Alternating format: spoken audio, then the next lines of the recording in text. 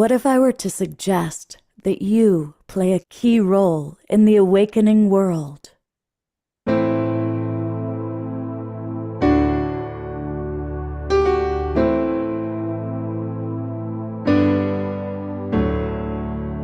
that you are watching this because you have heard the call.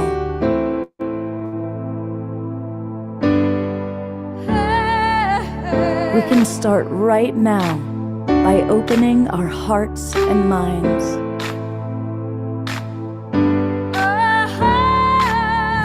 Welcome to the awakening world.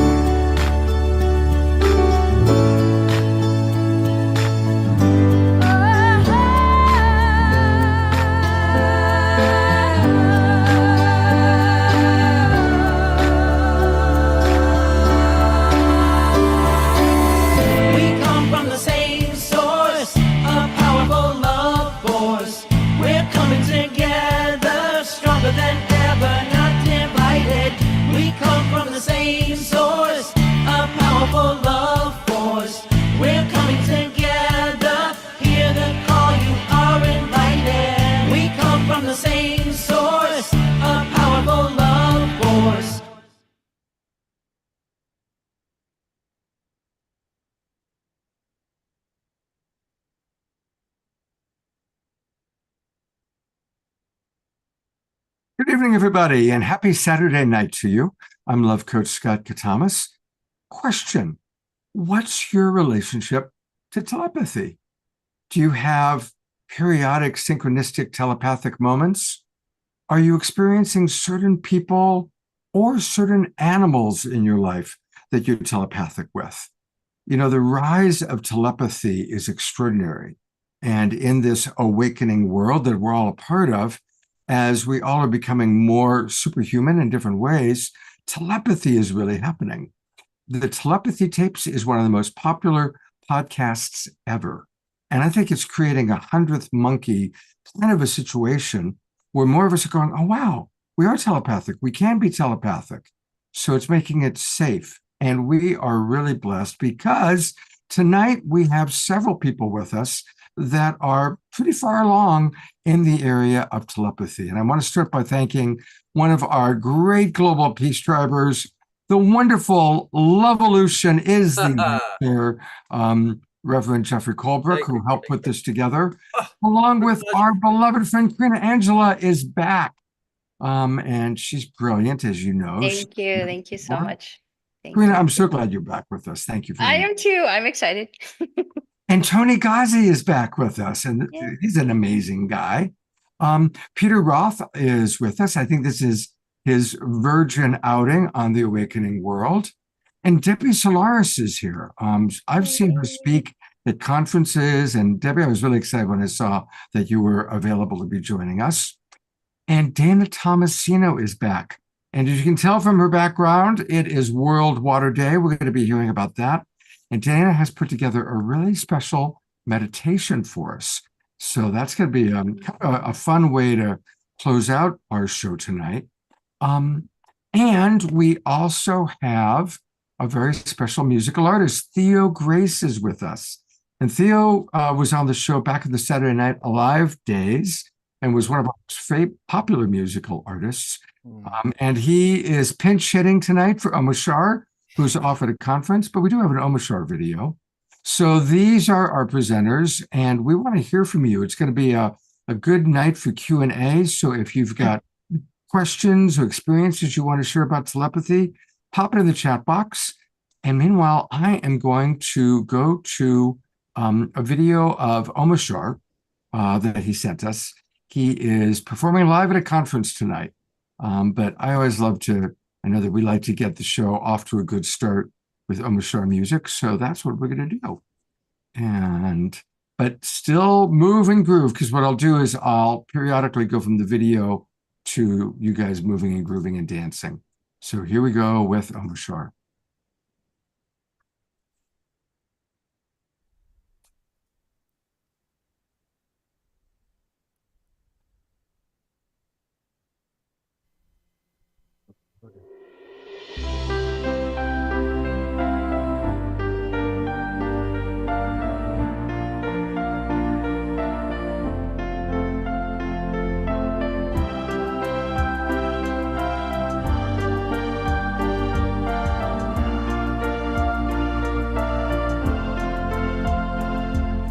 when flowers grow, dripping with dew, and rivers flow in sapphire blue, I suddenly know what a fall God I knew. I am a tear that's lost fear of the ocean. And when autumn sun kisses my cheek, whilst cool winds come from mountains peak, with poems on my tongue but no wish to speak, I am a tear that's lost fear of the ocean. I'm a tear that's lost fear of the ocean. Sweet water, when I give you my heart, I already start to feel better. My sweet water, won't you send me your love forever and ever and ever, forever and ever and ever.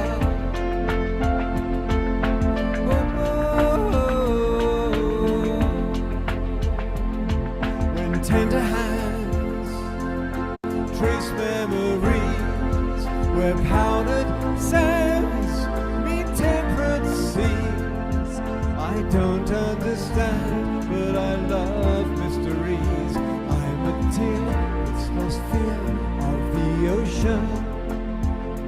And when evening stars shine all around, my grieving heart's no longer down.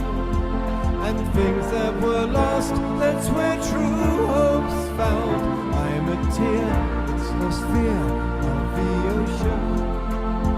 I'm a tear that's lost fear of the ocean. And sweet water, when I give you my heart, I already start to feel better. My sweet water, won't you send me your love forever and ever and ever? And sweet water, when I give you my heart, I already start to feel better. Oh, sweet water, won't you send me your love forever and ever and ever, forever and ever and ever. I am a tear that's lost fear of the ocean. I am a tear that's lost fear of the ocean.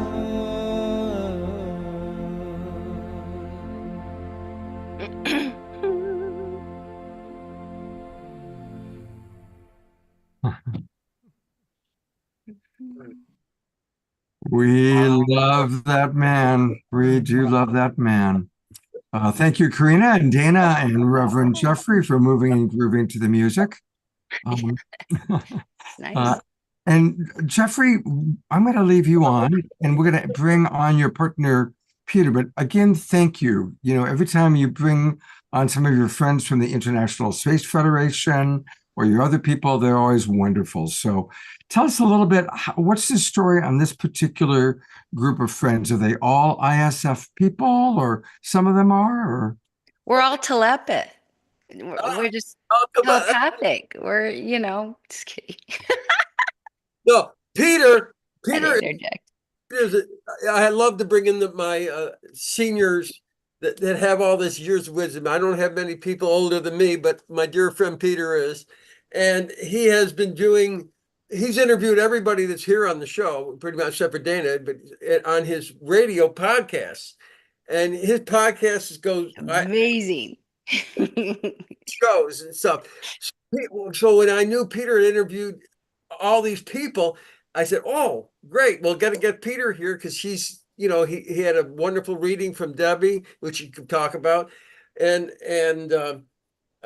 so this is, and of course, my thing, I can't stop talking about the telepathy tapes. I mean, I can't shut up about the telepathy tapes, And that's been so exciting to me to share it everywhere I go. And I'm so grateful to you, Scott, for allowing me to come here. I really, and I just get to work on helping this one little show. He does this twice a week.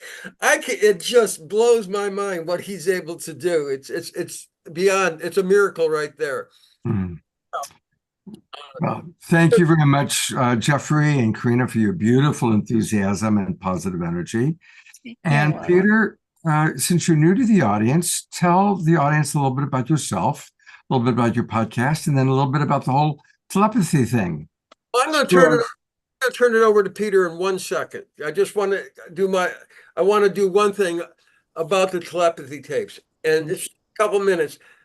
I'm going to read one quick, well, it's not quick, but quote from one of the telepathy tapes, and because that's all I have to say is what this guy said, and it's from Anthony. Anthony says, "I am a futuristic human being.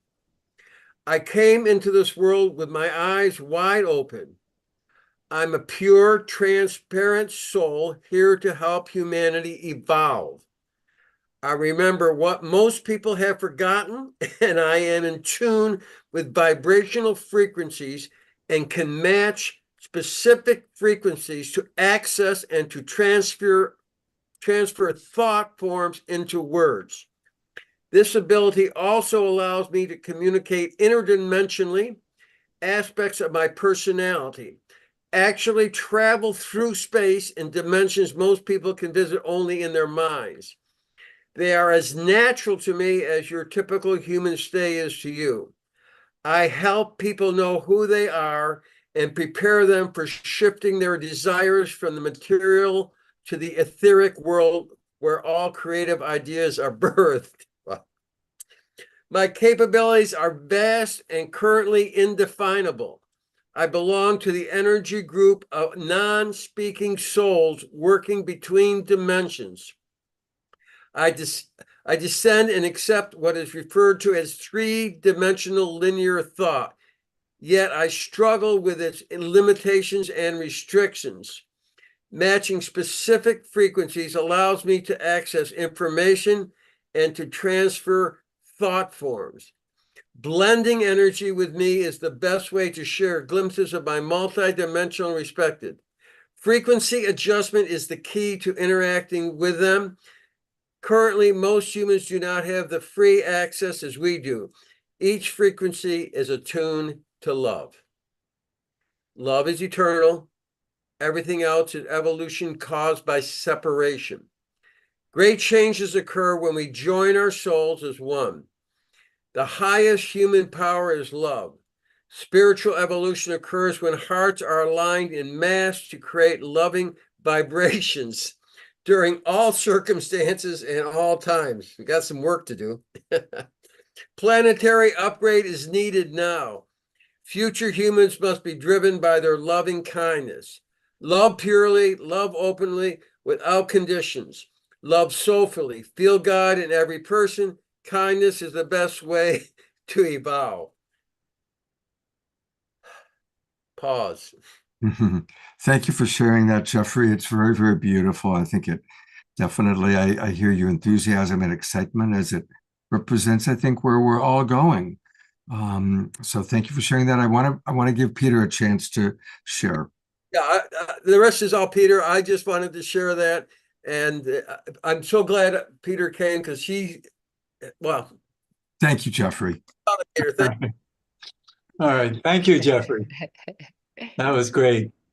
Telepathy tapes are amazing. So I have a podcast called Energy Stew. It's been weekly for 19 and a half years. Used to be called a radio show. And I have amazing guests, and some of the top ones are here tonight.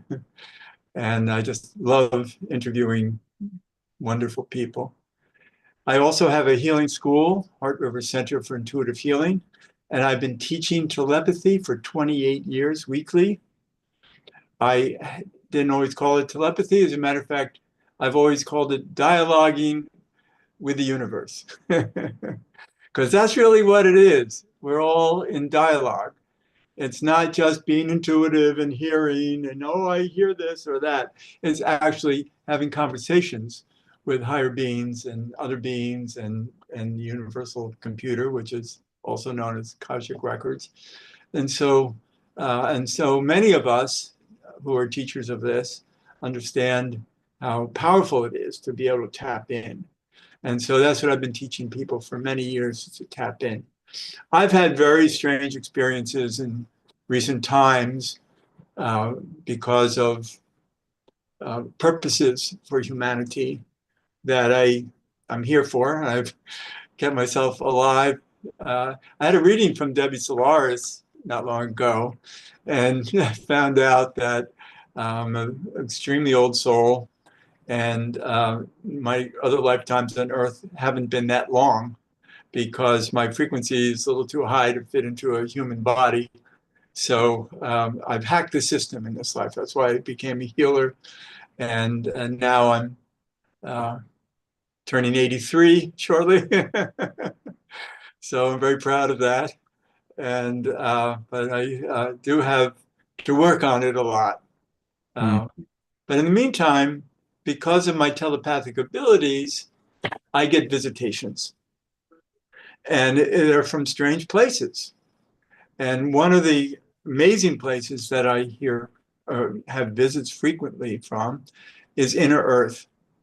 And a lot of people don't know about Inner Earth, but now science is understanding there are cavities within the Earth that they don't know what's there, but there's 120 cities in Inner Earth. And a city near New York, actually, that specializes in light and sound. They've been visiting me regularly. I've had in the last year and a half, they have come to see me 80 times. Wow. And the reason for it is that they've given me an assignment. They've embedded signals in me to work with them to help them uplift humanity. And I'm not the only one with these signals. There are other people on the planet who they have been giving these signals to. So it's really important for us to do our work. They've told me not to go far from New York, because when I use these signals, they're going to be sent to a ball on top of the Empire State Building, a ball of energy that will then transmit it out far and wide. And so and the visits are amazing. Even just recently, about 2 weeks ago, I had a visit, and they put me into an altered state. And all of a sudden, I'm in a room with colored lights flashing, drums beating, and about 24 people whooping it up. It was a party. They brought me to a party, and it was so wonderful. So it's not dry to work with Inner Earth. It's fascinating, and I love when they come and see me.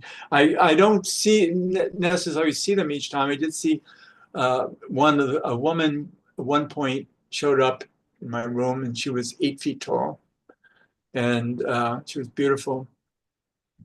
And but they come in. They make noises all around. I mean, all of a sudden there's slapping noises all around the room, and all of a sudden there are vibrations, and I get into a chill, actually. And then I know that I should start talking, and they'll start talking back to me, and we have these conversations. And they have a lot to teach, a lot to talk about. They've taught me a lot about their civilization and how they're helping, wanting to help us. They can't come up here because our frequency is too deep, too dense, and they can't survive well in this density. And we can't go down there unless we're of higher density. And they actually want me to visit them, and so they have even raised my frequencies more. So at some point, I'm hoping that they'll bring me down. So let me ask you a few questions, Peter. First of all, it's amazing to meet you, and congratulations on living as long as you have. I think that's very wonderful. What are some tips that you could give for the people in our audience? Since you've been teaching telepathy for a long, long time, and I understand that we can only get a little homeopathic dose of your medicine, but what are some first steps that people can take to increase their telepathic abilities? The biggest first step is to ask. You need to put it out there. Show me, tell me, I want to hear from you. And then quiet down. And it's really about emptying our minds, because we can't be trying to think it.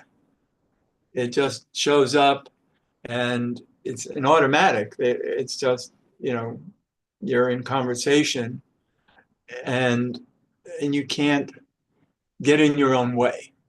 So the idea is to be really free and not force it. There can't be any force to this. It has to be just surrender to what shows up. And who knows, because, I'm working with Inner Earth. I have another group I'm working with that I can tell you about. And it's very strange. And who knows who will show up to all of you. It's a big universe. And you don't know what to expect. But you have to ask to And when you receive. say ask, what do you mean by ask? Like you're Put asking it out God? there. Please show up for me. I'm ready for you. I'm empty. I'm ready and I'm empty. And I have no high, I know, I guess no low expectations. I have high expectations. So I don't want to get in my own way. I just want to surrender and allow. And all of a sudden, there are going to be energies. There's going to be movement. And all of a sudden, you might hear voices, as I've heard many times, and in ways that are powerful. And it's like, okay. And you learn to listen. You really have to learn to believe and not second guess yourself. And so I was very surprised one night, about a year and a half ago, when all of a sudden I had these holographic geometries swarming through my room. And it's like, what are you? Who are you? And I was told that they are an intelligence from another universe, and they've come to introduce themselves to me. I said, so what's up? And eventually they've said that they are from a sound verse, and that they are experts at central suns, and they will work on our central sun and our planet to help it. They also soon will be sending inaudible sound, healing sounds, to about 300 people on the planet, chosen by the strength of their astrological, their astrology. And those healing sounds will then be emitted as inaudible healing sounds to help heal all animal life on the planet. And I have to say, because this is World Water Day, that I asked them, so how about under the sea? And they said, oh, we have that covered. We've chosen 8 whales for that. So they'll be given these inaudible sounds and heal animal life in the sea. And so I get lots of visitations from this. I say intelligences because they come in swarms of geometries and sometimes wings flapping around my room without bodies. So it's really amazing to be in this experience of other realms. Wow. and be open to it. And I'm flattered, and I asked the intelligence from another universe, why did they choose me? And they said, because of my tone. And I said, what is that tone? And they said, it's Andara. And I don't know, probably a lot of people know of Andara crystal, which is the most powerful crystal on the planet. And 25 years ago, I am the person who discovered Andara crystal on a ranch out near Mount Shasta. And I've had many, many pounds of it in my apartment in New York City over the years. And I guess that has influenced my tone. Wow. So I recommend there are a lot of ways to raise frequency. And I really think also to become more telepathic, we want to keep our frequency high. And that's like, let's say that's on the level of consciousness on the Hawkins scale, 1 to 1,000. And what are the higher frequencies? They're all frequencies of universal love. That's really what high consciousness is about. So the more that you can find yourself living a life of universal love, the more open you'll be to telepathy. Right. Well, yeah, you're an extraordinary person. It's amazing to meet you, Peter. Please put it into the chat box where people can find your podcasts. Sure. And, we're going to take people on a series of journeys tonight, as Peter said. And I think, there's the common thread through many of our shows that it's basically all about coming into heart coherence, being loving, raising our vibration. These are the themes that we hear over and over and over from so many of our speakers. And we have so many amazing people to hear from tonight, and looking forward to hearing some of their tools, some of their practices, so that we can all raise our vibration. And to raise our vibration, music and meditation is a wonderful way to do it. And I'm so delighted that Theo Grace is with us because, first of all, he lives it, let's face it, think about our favorite musical artists on this show, Omar Shar, Kristen Hoffman, Larissa Stowe. They're very high vibration beings, who they are as human beings are high vibe. Theo is also at a very, very high level of vibration. You can just feel it when you talk to him. And certainly in a moment, you're about to hear his sound, his music, his meditation. So Theo's put together something very special just for tonight. So Theo, the spotlight's on you. Tell us, go ahead and take a little time. Tell us about your inspiration and how this came together, and then what we're about to experience. Yeah, thanks, Scott. It's so good to be here. So good to be back. I've been on a long journey, probably at least 13 years of exploring frequency and sound and music production and how to bring in these healing tones into music from the sort of infinite world of nature and hearing in the real world.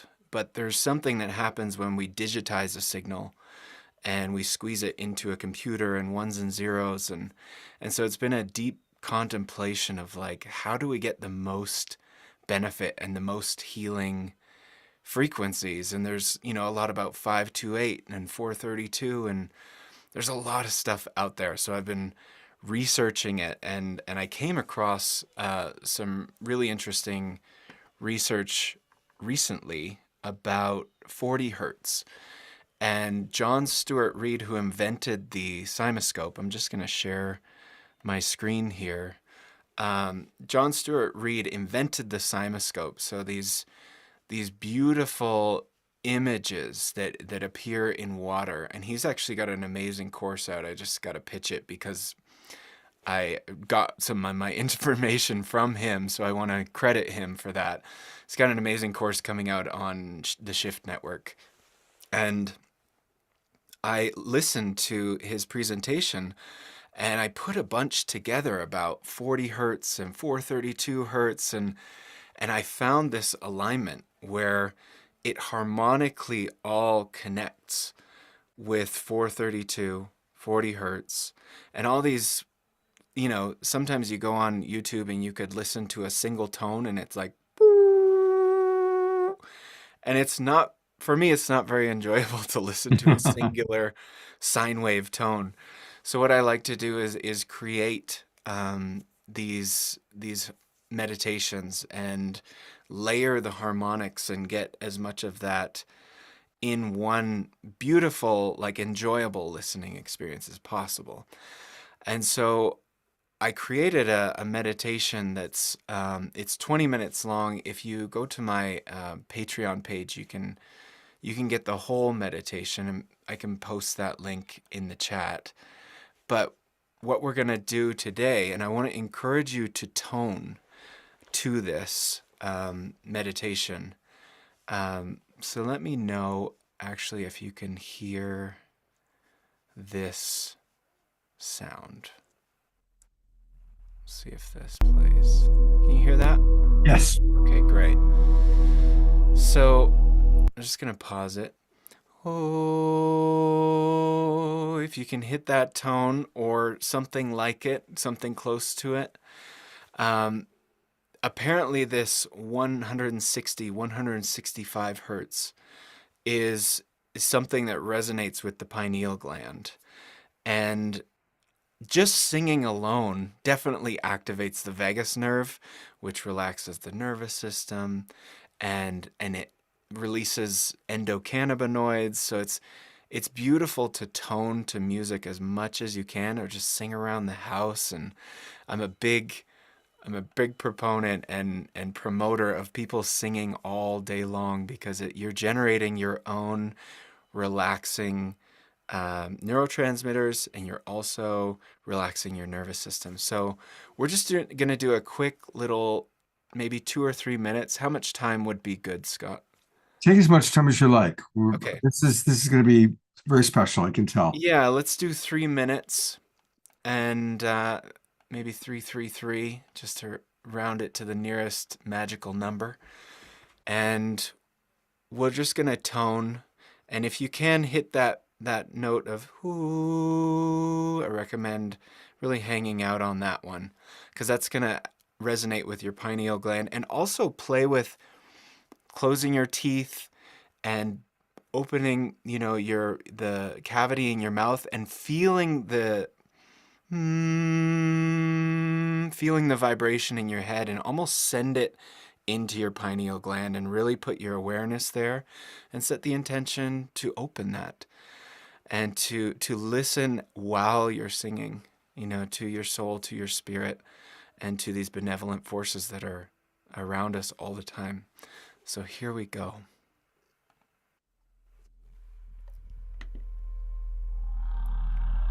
We got some whales in there too, dear friends, because it's water day.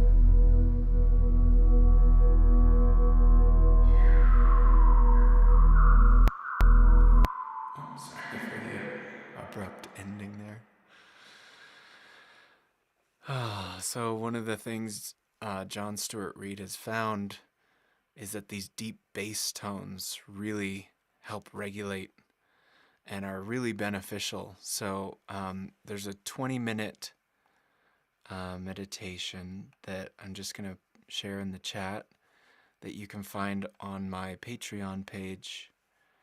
And I'd love for you to join that and support. I just gotta share that. I'll share it after.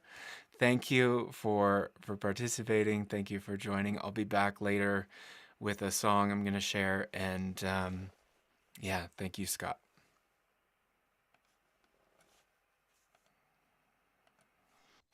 I muted myself because I didn't want people hearing me toning away. I'd love for people to put into the chat box what they experienced.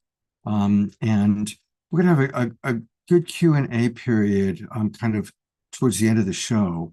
And so if you've got questions, and I'm seeing some questions coming in about what Theo's been talking about and sharing with us. So feel free to put, if you want to answer some of them in the chat box, you can, Theo. Or if you notice that they're kind of consistent ones, feel free to, answer them when we do our Q&A towards the end of the show. Sure, be happy to. Yeah, thank you so much. Thank you. All right, well, we are going to go to Debbie Solaris, who is someone that I've actually always enjoyed. I've heard her speak several times at conferences. In November, when we did our show, she was a part of that. And not the Unity Now show that we did on 11/11. And Debbie, I'm trying to find you in the Zoom room here. There you are. Thank you. Mm-hmm. Hi, Debbie. Hey, hello. It's good to join you all, and thank you for this wonderful experience. I'm really enjoying the tonings and all the music and all the high vibrations here. So it's really helping me a lot as well. I'm going to first share like a little bit of my experience with telepathy and how I use telepathy in my work today. And then at the end, I'm going to do a very short, but hopefully effective little galactic telepathy meditation that I wrote especially for this event today. So hopefully you all will enjoy it. Because a lot of times when I come on these events, people want me to do readings, and I'm kind of trying to get away from doing readings for other people. I still do readings all the time, and I'm happy to do them, but I feel like we're at the point right now in our evolution where we can tap into this information ourselves. And so I'm going to help you guys do that at the end of my little section here. So my first foray into telepathy started in 2012. And it wasn't anything that I ever thought I would ever experience. I actually had not just one, but two extraterrestrial contact experiences in 2012, where I went from being a totally unawakened person to a totally awakened person after these experiences. And so basically, I'll just give you the brief rundown of what happened. So I went to sleep one night. This was in May 2012. And when I came to, I found myself in another reality where it was well beyond a dream. When you're in higher dimensional realities, everything's more intensified as far as the vibration. You're feeling like, hey, all the details are a lot sharper, the colors are more brilliant. And so it's not a dream at this point. And I found I was inside in an extraterrestrial starship. And the ship itself kind of led me to this room where there was not just one, but four or five extraterrestrial beings waiting for me, which I later found out were Arcturians from Arcturus. And so when I first encountered these beings, I wasn't afraid, mainly because they emit a lot of love energy. So when you're encountering benevolent beings, you're going to be bathed in love. And so you don't even have room to be fearful or to be scared or anything like that. But what happened was I was trying to formulate questions in my head to ask them because I didn't know who they were and I didn't know what I was doing and or where this place was. And as I was formulating these questions in my head, I was thinking, do they even understand English? Um, and they said yes in my head. And I was like, what? And even before I finished asking these questions in my head, they were answering my questions. And it was like they could even, it wasn't just that they heard the questions in my head as you would if you're telepathically communicating with someone, but they were able to anticipate exactly what I was going to ask even before I had time to finish the question. So this is the power of telepathy. And telepathy transcends language barriers. It transcends differences in vibration. It transcends misunderstandings. And what I found, when I was on board the starship with these Arcturian beings who told me that the reason why I was there was because I was part of their family and I'd forgotten my mission. And they felt like I was at the point during that time in 2012 where I was ready to reconnect with them. And so I found, just through, my um, telepathic communication with them, that they weren't only communicating, I would say, kind of clairaudiently, but also through clairsentience and clairvoyance. So I was receiving images, I was receiving understanding of things that I had no understanding about previously. So it was quite an intense experience. So I was just really overwhelmed. And I learned a lot during my time on board the ship. And I did have not just one, but two experiences on board this same ship. The second experience was in December 2012.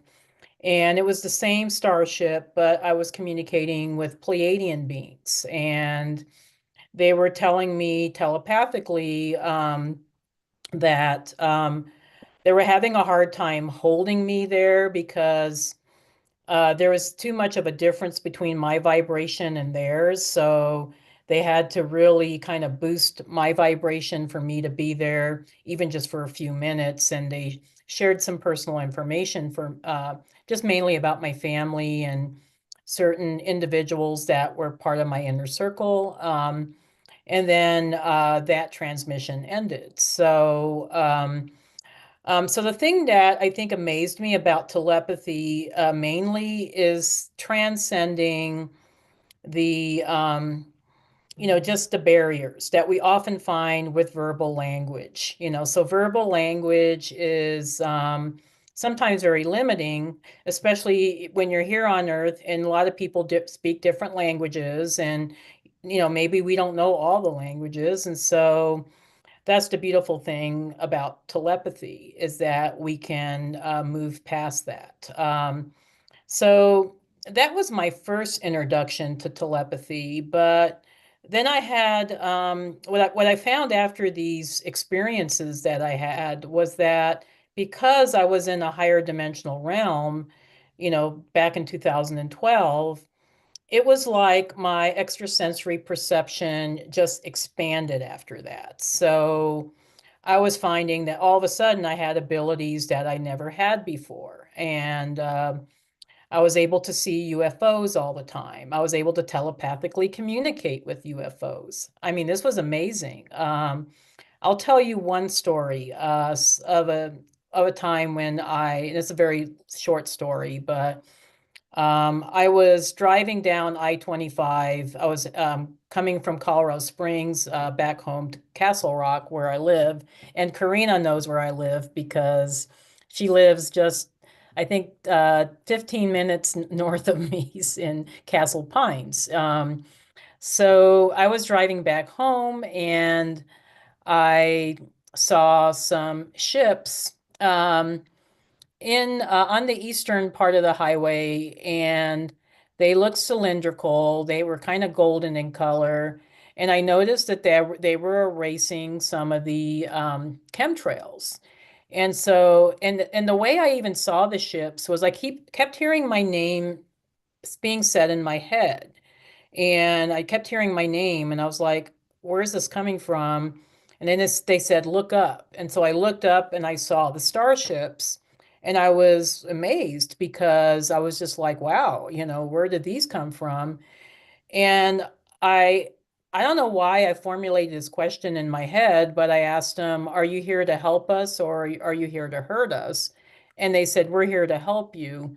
And then they started erasing the chemtrails. And I started crying at that point because I just felt this really loving intention that they wanted to help us clean up our environment and, just have at least an opportunity to ascend, without all this, toxicity and interference, from, the powers to be here on this planet.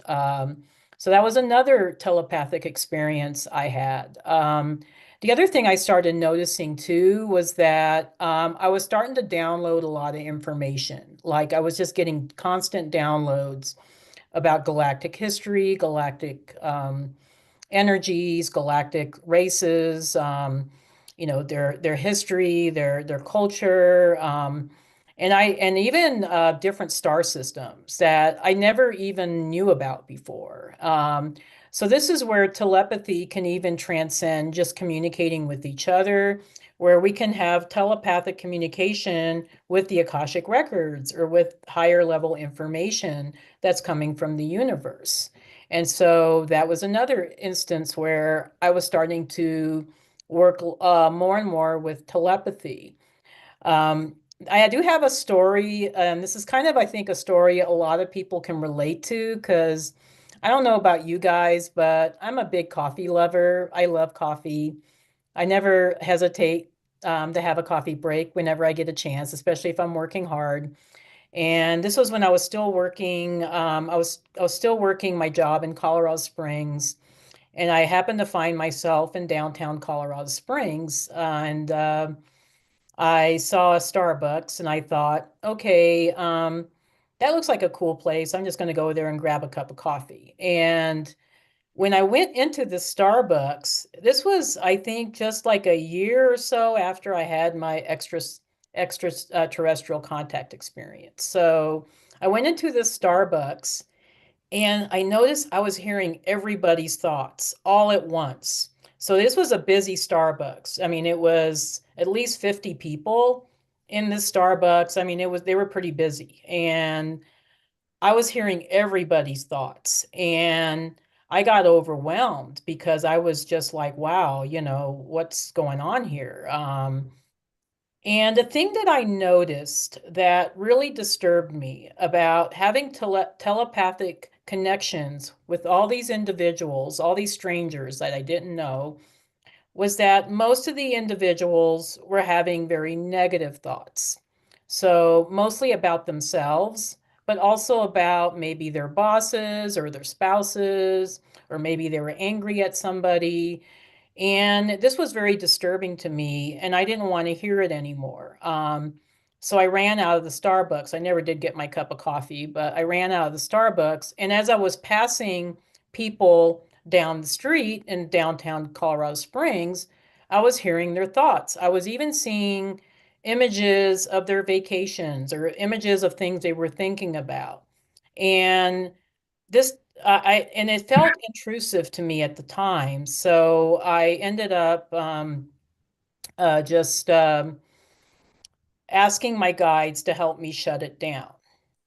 And there was a big lesson in all of this. So you might be asking, okay, why would you want to shut down your telepathic abilities? It wasn't so much shutting down my telepathic abilities as far as utilizing it, for my work or for my connection with my star family or other high dimensional beings, but I just felt like that regular humans were just not at the point yet where we at least this was back in 2013 or 2014. So at that point, I just felt like, humans were not quite ready for telepathic communication yet. Because what happens with telepathy is when you share a thought or you have an emotion or you're just, experiencing whatever it is that you're experiencing and you're connecting with everybody else, you it kind of spreads, so if somebody's having a bad thought or a bad negative experience or a negative emotion, it spreads. And so the lesson in this for me was that, oh, humanity has to get into love consciousness before we can truly have a telepathic community. Now, I do believe, there's been quite a few years that have passed since I had that experience, that we are moving towards that love consciousness. And we are, as we speak right now, many of us are getting our telepathic abilities turned on, that we're connecting with each other. I connect with Karina all the time because like she was saying before, I ended up sometimes I'll think about Karina and then she'll just text me out of the blue. Yep. And then, and then, And vice versa. It's amazing. I love it. I love yeah, it. and then, or I'll be thinking of something and then, she'll just, I don't know, email me or call me. And so Karina and I know each other pretty well. So as a matter of fact, I think some people even say we look like sisters, even more so than my real sister, Yep. yeah. Karina's met my real sister too. So, People uh, have actually come up to me in conferences and be like, "Oh, are you Debbie's sister?" Like, yeah. yeah, It's we so are, funny. I love it. so. We're soul Yeah. sisters. We're soul sisters, yeah. So, I love it. so it's kind of cool that we are moving towards this expansion of our abilities, and that we do have this capability of telepathy. Another instance I want to share with you guys. I have two more little stories I want to share, and then I want to get into my meditation because I know my time here is really limited, and I want to be honoring everybody else's time. But one of the cutest little stories that where I was learning how to be telepathic was when I was doing animal assisted therapy work. So for a long time, and you can read my story about my cat Piglet on my website. I think it's in the about section. So you can just read my story about Piglet. So Piglet was my little hairless Sphinx cat. And I actually adopted her kind of later. She was a retired breeding cat. So they used her for breeding.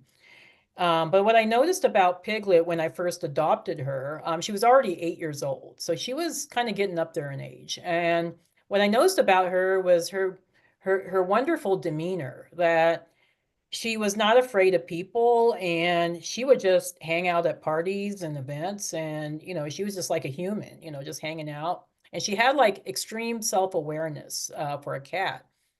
And so I immediately thought, wow, she would make a great therapy cat. And so she and I went through training with the American Humane Association, and we got certified. And we did a lot of work with Alzheimer patients in the beginning. We actually worked quite a bit with the military. So we did the Wounded Warrior Project, we did the Fallen Heroes Families therapy groups. I mean, Piglet was all over the place. She was a true healer. And what I noticed was when we would go do these volunteer sessions where we would visit the nursing home or to work with the kids at the library or work with the soldiers, that Piglet and I had this instant communication between us. It was like we weren't speaking, but I could always tell when she wanted to move on to the next person, or if she was tired, she would let me know. She would let me know what was going on with that person. So we had, a lot of times, if I was in the hospital visiting patients, I couldn't ask people why they were there, but Piglet knew and she would let me know. So we kind of had this telepathy going on. So this was an early foray into me learning telepathy.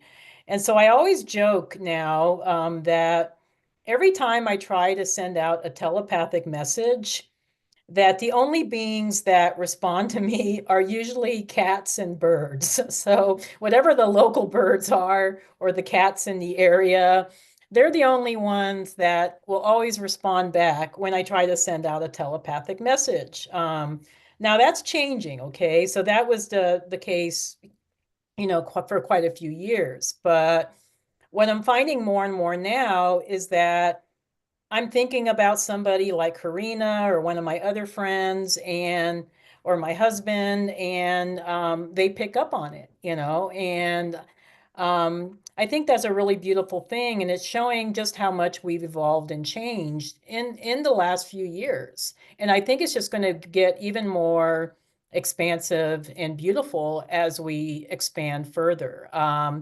The main area now where I use telepathy, so I have a running conversation every single day with my star family. So I'm an Arcturian star seed.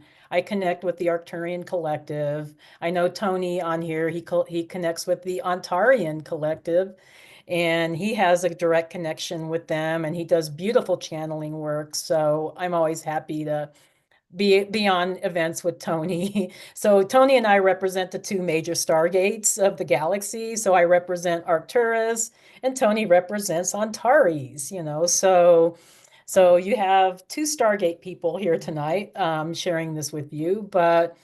Um, but what I love about the work that, we all get to do together is that we get to share how we use telepathy with our individual gifts. So Tony uses it with his connection with channeling. I use it in connecting with the Akashic records. So the Arcturian beings are actually the keepers of the Akashic records because the Akashic records are used a lot in the Arcturus Stargate to process souls in between death and before their next incarnation. And so Arcturians and Arcturian starseeds, we have a natural connection to the Akashic records. And actually all of us can connect with the Akashic records. And so the connecting with the Akashic records is a form of telepathy. It is a beautiful opportunity to strengthen our clair gifts, whether it be clairvoyance or clairaudience, or clairsentience, claircognizance, and we get to telepathically connect with the Akashic guides, with our higher self, with our clients' guides if we're working with a client.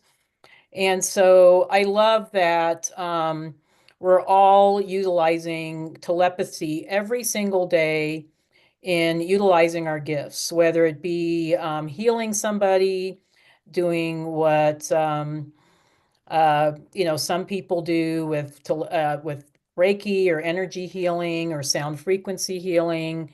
It's all different forms of telepathy.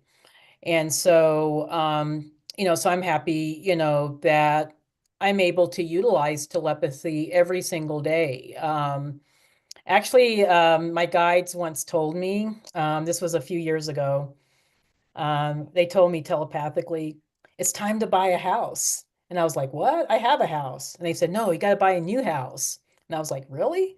And and what was interesting about that whole experience was that neither my husband and I were talking about buying a new house, but we thought, okay, yeah, I think we're kind of outgrowing our current house. I think we're just going to see what the market shows. And within a week, we found our new house and put a bid on it, and our bid was accepted, and our offer was accepted. And we ended up, closing on the house.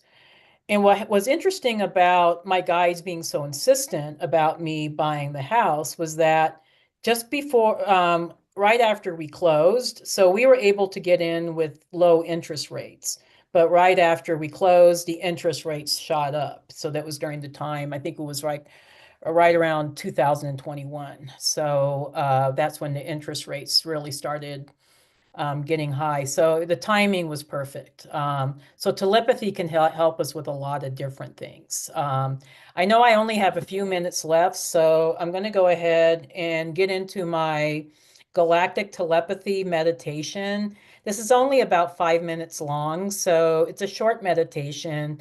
But I wanted to share this with all of you because I do find that it helps us to develop our own capacity for telepathy, and it opens up those channels.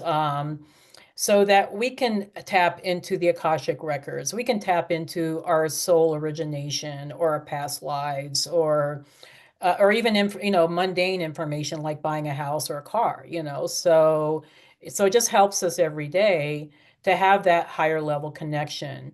So I want to invite you all just to kind of get still, get settled into your chairs, do some deep breaths in, deep breaths out, and follow along with me as I share this beautiful but very short meditation with you. This is called the Galactic Telepathy Meditation. Begin by finding a quiet space where you can sit or lie down comfortably. Close your eyes and take a deep breath in and out. Let your body relax and your mind settle. Take another slow breath in, and as you exhale, imagine a golden light surrounding your body, calm, warm, and protective. This light forms a sphere around you, creating a safe and sacred space. Now bring your awareness to the center of your forehead, your third eye. Visualize a soft indigo light glowing there. With each breath, this light becomes brighter, opening your inner sight, your telepathic receiver. Gently bring your attention to the stars above you.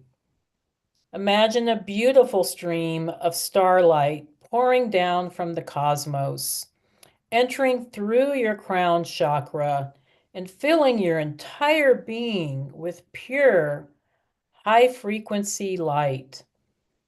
Silently set your intention. I am open to loving, benevolent galactic communication. I receive only messages of light, wisdom, and peace. Feel your energy begin to shift, tuning into a higher frequency. You may sense a presence, perhaps a galactic guide, a star family member, or a being of light. Simply notice what you feel. You may receive images, thoughts, sensations, or even emotions. Trust what comes. If a message begins to form, receive it without judgment. You are safe. You are held. You are connected. Rest here for a few more moments, allowing yourself to receive.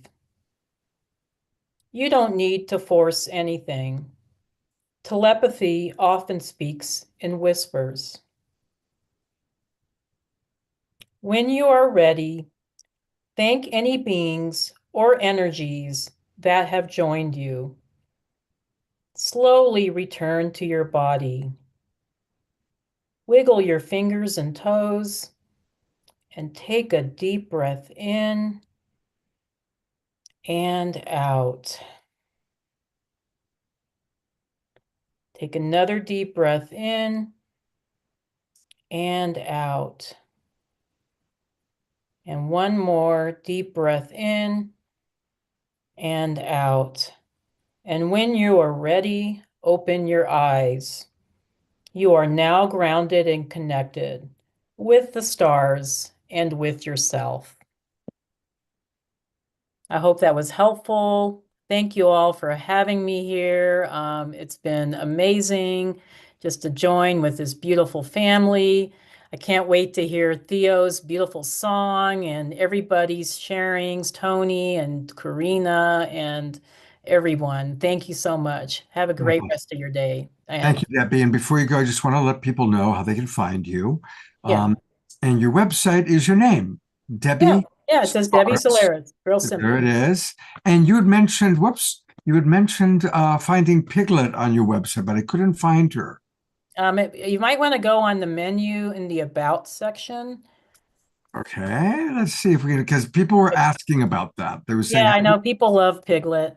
She's no longer with us, but oh, yeah, here we go, tribute to yeah, Piglet. tribute to Piglet. Yeah, there you That go. is, Yeah. okay. There were people There's know Piglet. about Yeah. Piglet.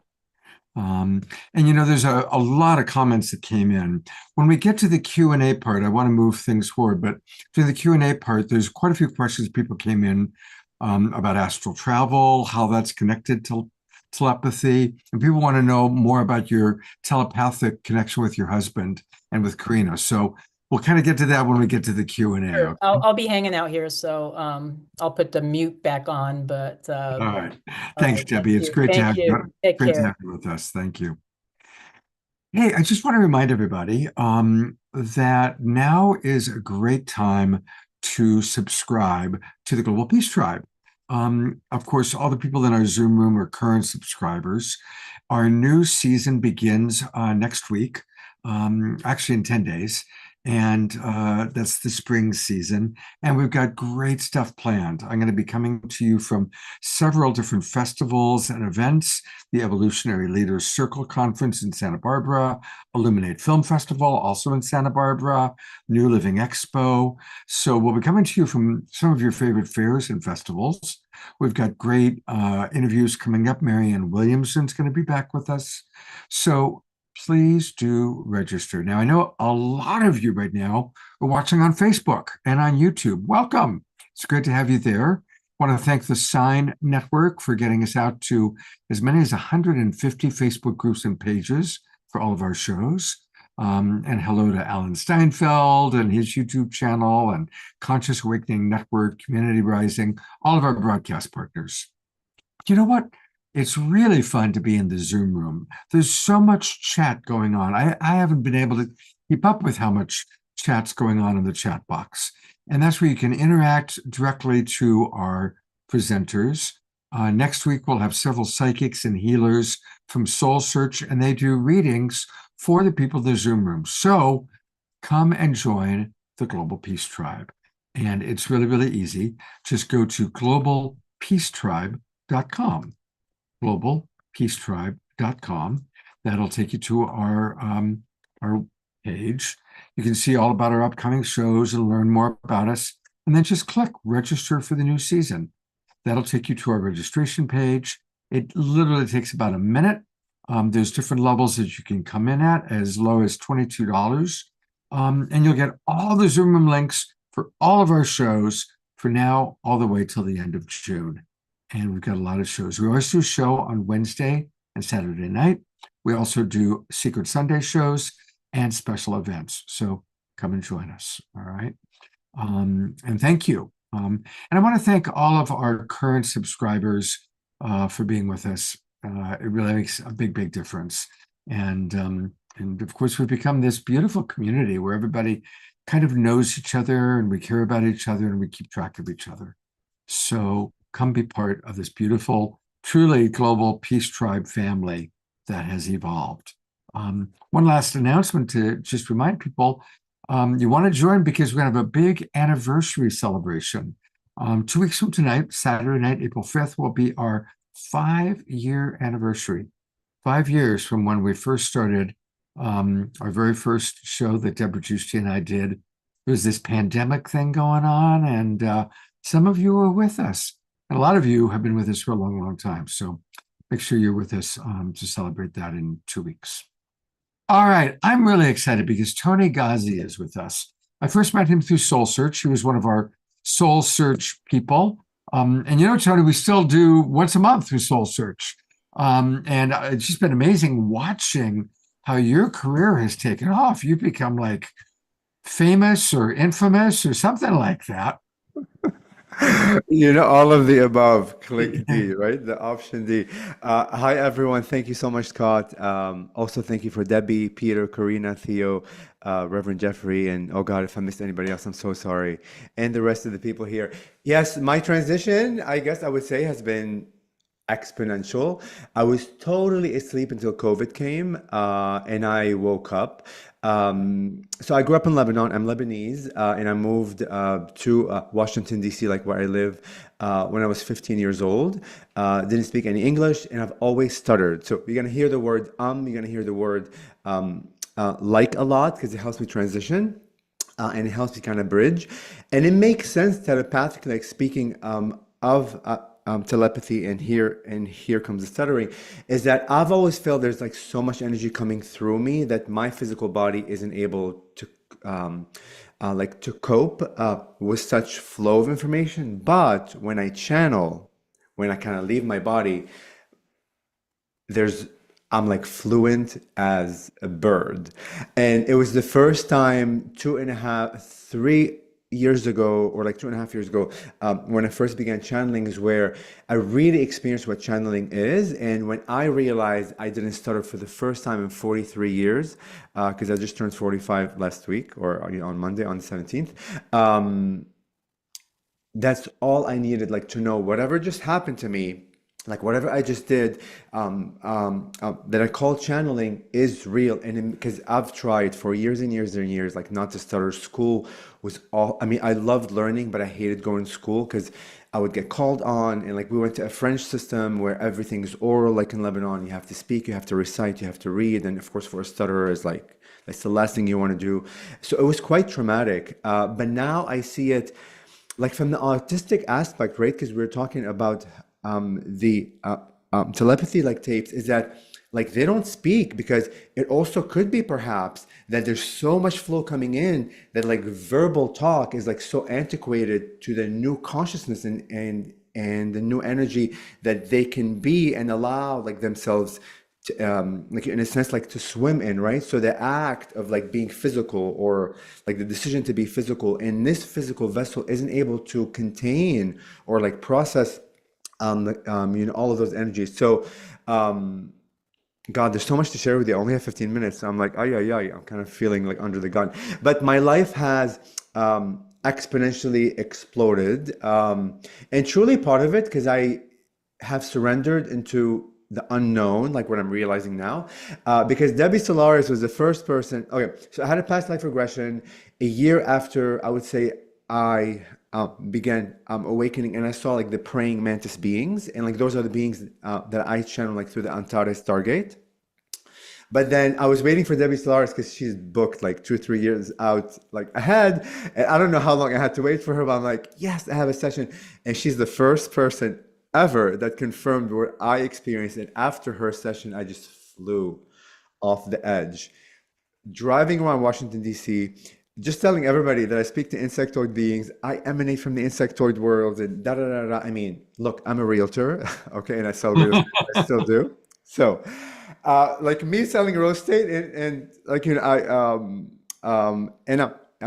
good at it, and I have like a lot of clients. But like for me to also talk about the fact that I speak to insectoid beings, like to them, who oftentimes they're not as expanded in terms of consciousness, and they're very in the 3D world, really tells you that what I experienced was real and was so valid and so like visceral that I could not not shake it, like to the point that I placed a massive decal on the back of my car that says I channel extra dimensional beings, and I have Bigfoot, and I have aliens, and I have praying like praying mantis insects. And look, I've been a realtor for 15 years. Not one time have I placed on the back of my car that I can help you like sell a home.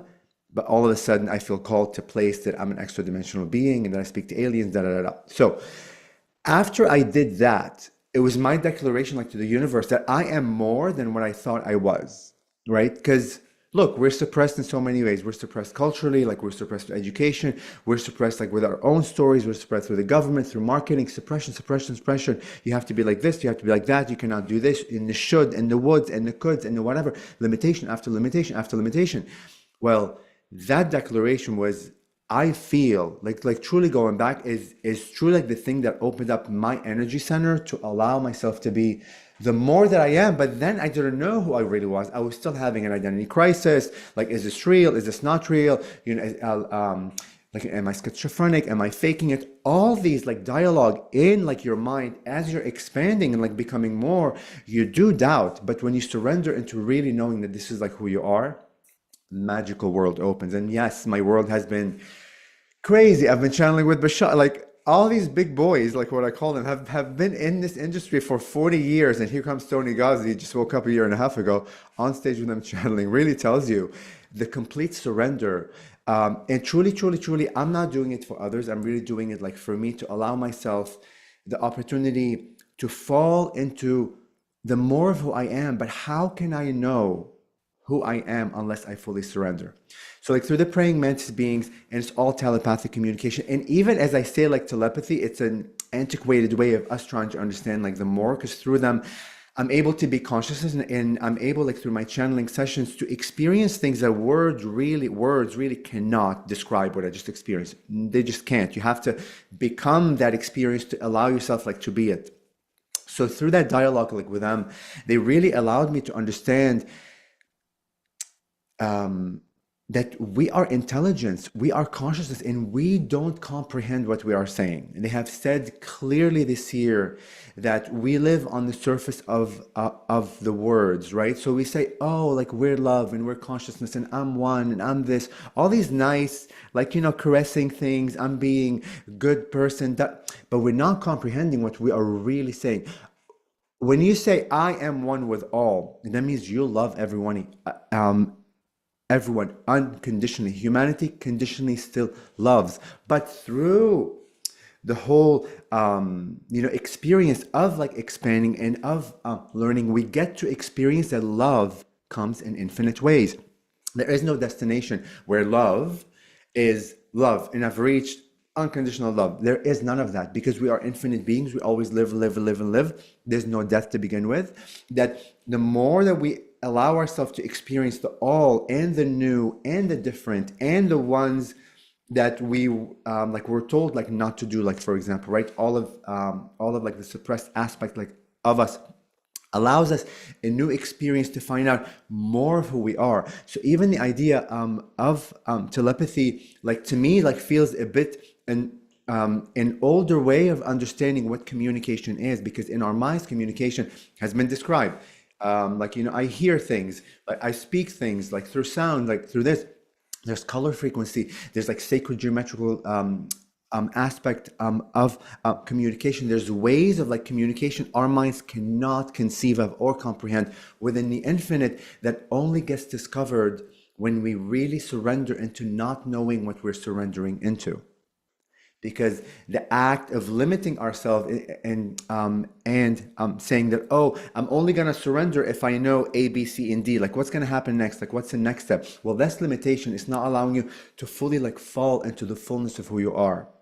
So even as like we speak, like from like the idea of like telepathy and those kids, it's really not about the kids, because the kids are already communicating in their own way beyond limitation. It's an invitation for us, the people that like don't believe, that have been suppressed, that like live in limitation, to begin understanding that our world and like communication is more than what we think of. It's beyond like even the mind. It's actual consciousness. It's this live intelligence that is always creating and like co-creating like with others and with everything around us, with the rivers, with the wind, with the leaves, with the moon, with the sun, with like the galaxies, with humans, with animals, with like with the mountains, with everything like around us. So when we walk out, like, you know, out of our house and view our world from a different lens,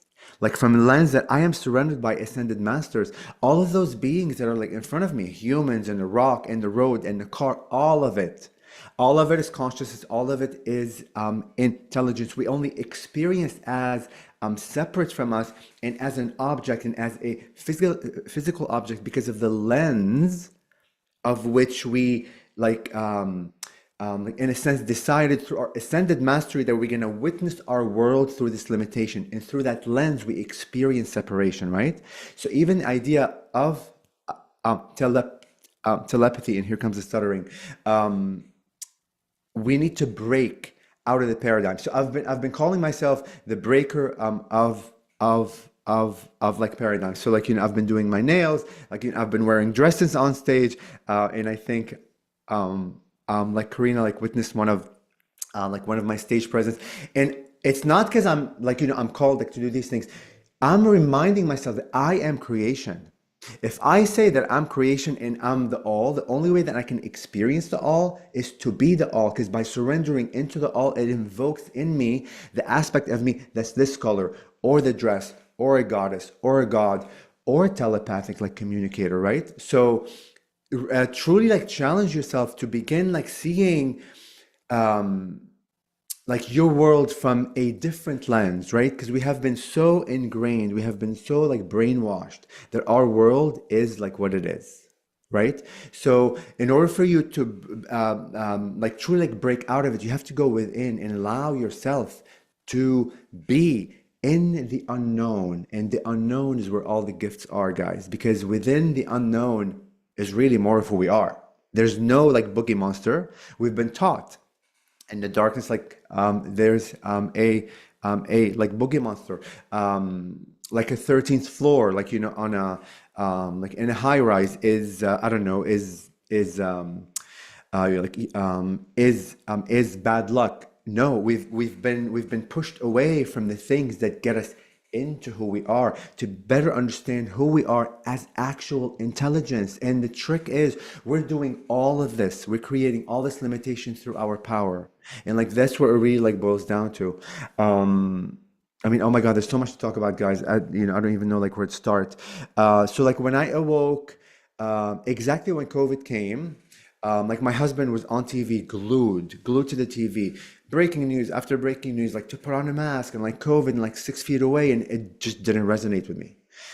And look, I grew up Christian. I've always like prayed for Jesus. I've always prayed for like Mother Mary, and then all of the saints. But I was praying for them as outside of me, as these deities are very separate like than me. And I would wait for them to change my life. I would wait for them like to do this, because I would pray over and over again at night and in the morning. And some good things happen, but for the majority of the time, a lot of things didn't happen.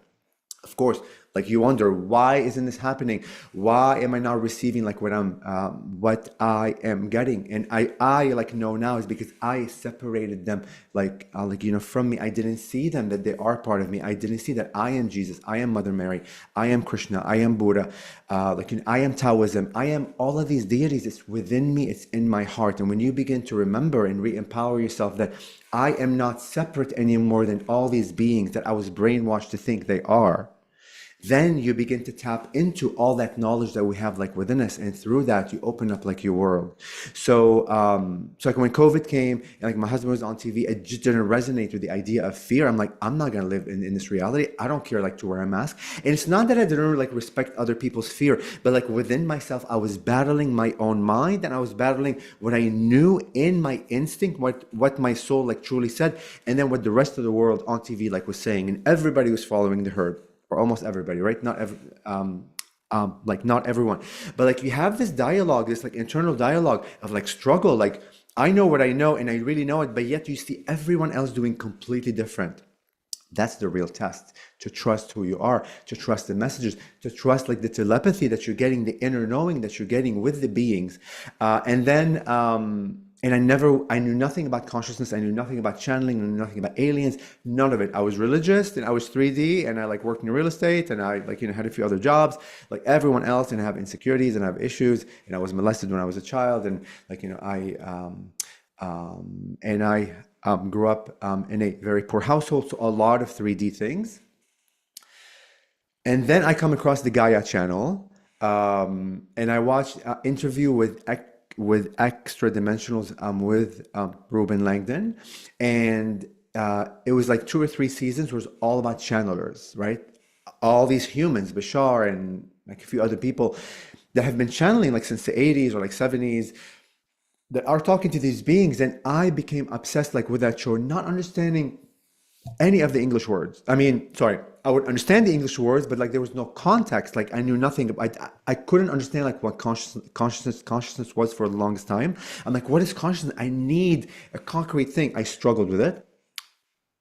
like long story short, after that show, and I think I watched it like 6 or 8 times in like a 2 month period, and then I stopped watching it. All of a sudden, I had these light ships appear in Washington, and I have videos over videos in Washington D.C. Over my house. These actual like light ball, like as bright and even brighter like than the sun. It was white, white, white. It was rotating, rotating, rotating, and just moving. And then it would disappear. It would become a big solid like round ball, and then it would disappear light. They came 3 times in May and in June, and I think I had Debbie Solaris like reading then, and I just knew that it was the mantis beings just like showing them like themselves to me like through that limited way, right? But now my world has began really shifting like visually, that like I had no like I didn't know anything about like UFOs, like nothing about aliens, like let alone having any like experiences. I was over like I could jump out of my skin. The fact I called my husband, Greg, come, there's a UFO. I went nuts, and I think that excitement just opened me up even further to be able to receive them with love, to receive them with excitement, and like without fear. Anyhow, long story short, I would get called at night. Like again, all these telepathic like communication. Where I know I have to go out at night and like begin filming. I have videos after videos of like shaped like V-shaped like ships at night with my night vision camera, orbs, amazing orbs. These like fast flying ships, over and over again, where I would know I have to get up at 2 or 3. I would just like wake up and I would go outside and I'd just begin filming, not knowing what's going to happen. But all of this is telepathic communication that I'm kind of surrendering like into, as crazy as it sounds, that allowed me like to open up like my world. And then I kind of fell into channeling. I didn't know that I could channel. I thought you had to have like a special gift. I thought you need to come from a special lineage. You need to, this whole like rite, I guess, of passage for years. You had to do this. You have to meditate for 8 hours, blah, blah, blah. And I took one channeling class and I knew immediately the moment that I stopped stuttering, like, and I don't stutter like when I channel, I knew immediately that whatever this is, it's true. And through my hundreds, like if not thousands of like channeled messages, the feedback I would get from clients, the information that I would receive, the full trust and surrender in what I'm getting, whether it is through hearing, like through audit, through like through visual, through like knowingness, through like seeing through the third eye. But it's not even like the third eye, through like the things that would come through where I would have to surrender. And it's so random, like when I'm channeling, like for people that like the feedback that came back from them gave me like the confirmation that what just happened is telepathy, is communication. So it's really about trusting the messages and the whispers that we're always getting, we always have been getting. All of us can channel, all of us are channels. We're just remembering more of who we are. All of us have telepathy. All of us are energy beings. We're just beginning to push our paradigm, our scope of the focus from like limitation to the unlimitedness of who we are. And I see you, Scott, come here, so I think it's around my time.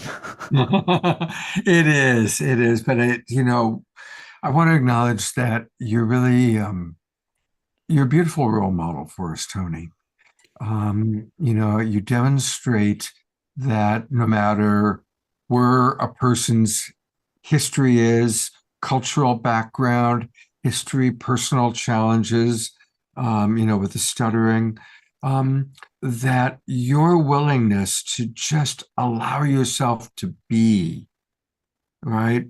To allow and I think that that's a real big part of it, like Peter at the beginning said, we have to ask, we have to open the imagination. And so even though you were molested as a child, even though you've got the stuttering thing, you're still allowing yourself to just be the real you, including talking to insects, right? So it's a beautiful modeling of courage, really.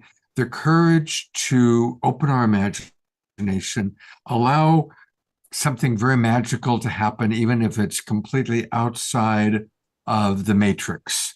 So thank you for stepping outside of the matrix. And there's a lot of wonderful comments that have come in, by the way. I And so stick around because I'm going to ask you some questions when we get to Q&A time. No problem. Thank you. Thank you. And I want to acknowledge there's so much going on in the chat box today. Oh my gosh, I've barely been able to keep up. In fact, I haven't been able to keep up with it. But a couple things. So for Kathy and Kate and Diane, who all have talked about being with Awakening World since, or the Global Peace Tribe since the beginning. What I want to do, I just decided this in the last 20 minutes, is on April 5th, I would love for all of you to share.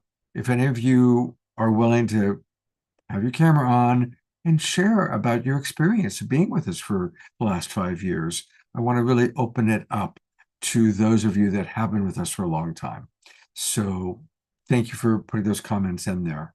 And I'm going to do my best to get to some of the questions that have come in, because we're going to have a really good Q&A period in just a few moments. But I am really, really excited because one of my favorite all-time people that's ever been on our show is back with us. And I think we first had her on for an Authors That We Love show. She is infectious in her personality, as you've already seen. And of course, everybody loves her. But I'll just share a couple things about Karina. And then I know that our beloved Reverend Jeffrey has something to say too. But she is a best-selling published author, automatic writer, telepathic receiver, which of course is what we'll probably be talking about tonight, multidimensional seer, consultant, researcher, and guide. And although she doesn't put it in her bio, she's also the mother of three Four. Four, my God. They're popping out. I'm aging backwards. Keep track. Hey, you know, her book on transference is what we first featured the first time we met you. Karina, it's great to have you back on the show. And Thank you. Here's your pal, Jeffrey, who has something he wants to add. Thank you so much. Thank you. You know, I'm new to the cause of what's going on with the autistic non-speakers, but I am enthusiastic about what is going on. And talk about courage. As I delve deeper into the nature of what they have to go through in this three-dimensional world and the courage and faith and that it takes, I delved even deeper and I read the book of Heaven. And this is a powerful, powerful story that will touch you so deeply, you transform you. And it's by Houston, and his mother, Katie, who were big part of this whole telepathy tape and bringing this information out to the world in the Atlanta area, and the detailed story of their struggle. If you want to dive deep into what's going on and choose helping or being part of this consciousness that's going on and the struggle they are to bring this wisdom from these and how they're treated, definitely recommend this book. And one of the things about this is this is coming forward, this is a paradigm shifter beyond anything. And when I was talking to my friend Karina about how this whole thing evolved and why it's coming here and how destined we are for this to happen, she had written with her book with Edgar Casey, had prophesized in a way who this was in the research coming out. And of us are deeply caring and thinking about what we can do now to support that community and what they're doing. And Karina's amazing for it because she has that beautiful heart. And I'm so glad to thank her for helping me get all this group together and really help us understand us neuronormals like I am. Thank you. Oh, this is wonderful. I'm glad everybody's here, and I'm just so appreciative to everyone. And I think Tony nailed it when he said surrender into who you are, because that is so deep within each and every one of us. And I think when we do surrender into who we truly are and what we are experiencing, that deep trust of coming out however that is truly inspiring. And for the nonverbal, you know, all the telepathy tapes, it's mind blowing. And Tony was also referencing, you know, there is so much information coming through and it's overwhelming. And I remember when I was a child, I was mute for a while. I did not speak. And I remember I just kept everything inside and I turned to writing and I would write more and more and more. And everybody would always ask me, "Oh, you know, why are you speaking?" And it's like I was overwhelmed. So I was, you know, learning it when I was 5 and then 7 and I started automatically writing, not even knowing it was automatic writing when I was 7. So I've had this whole life of going through all of these trials and not fitting in and feeling so alone and nobody understands me and all of these things. So it's so wonderful that how as we are a community, but sharing more and more of our experiences and being true to ourselves and knowing it's okay.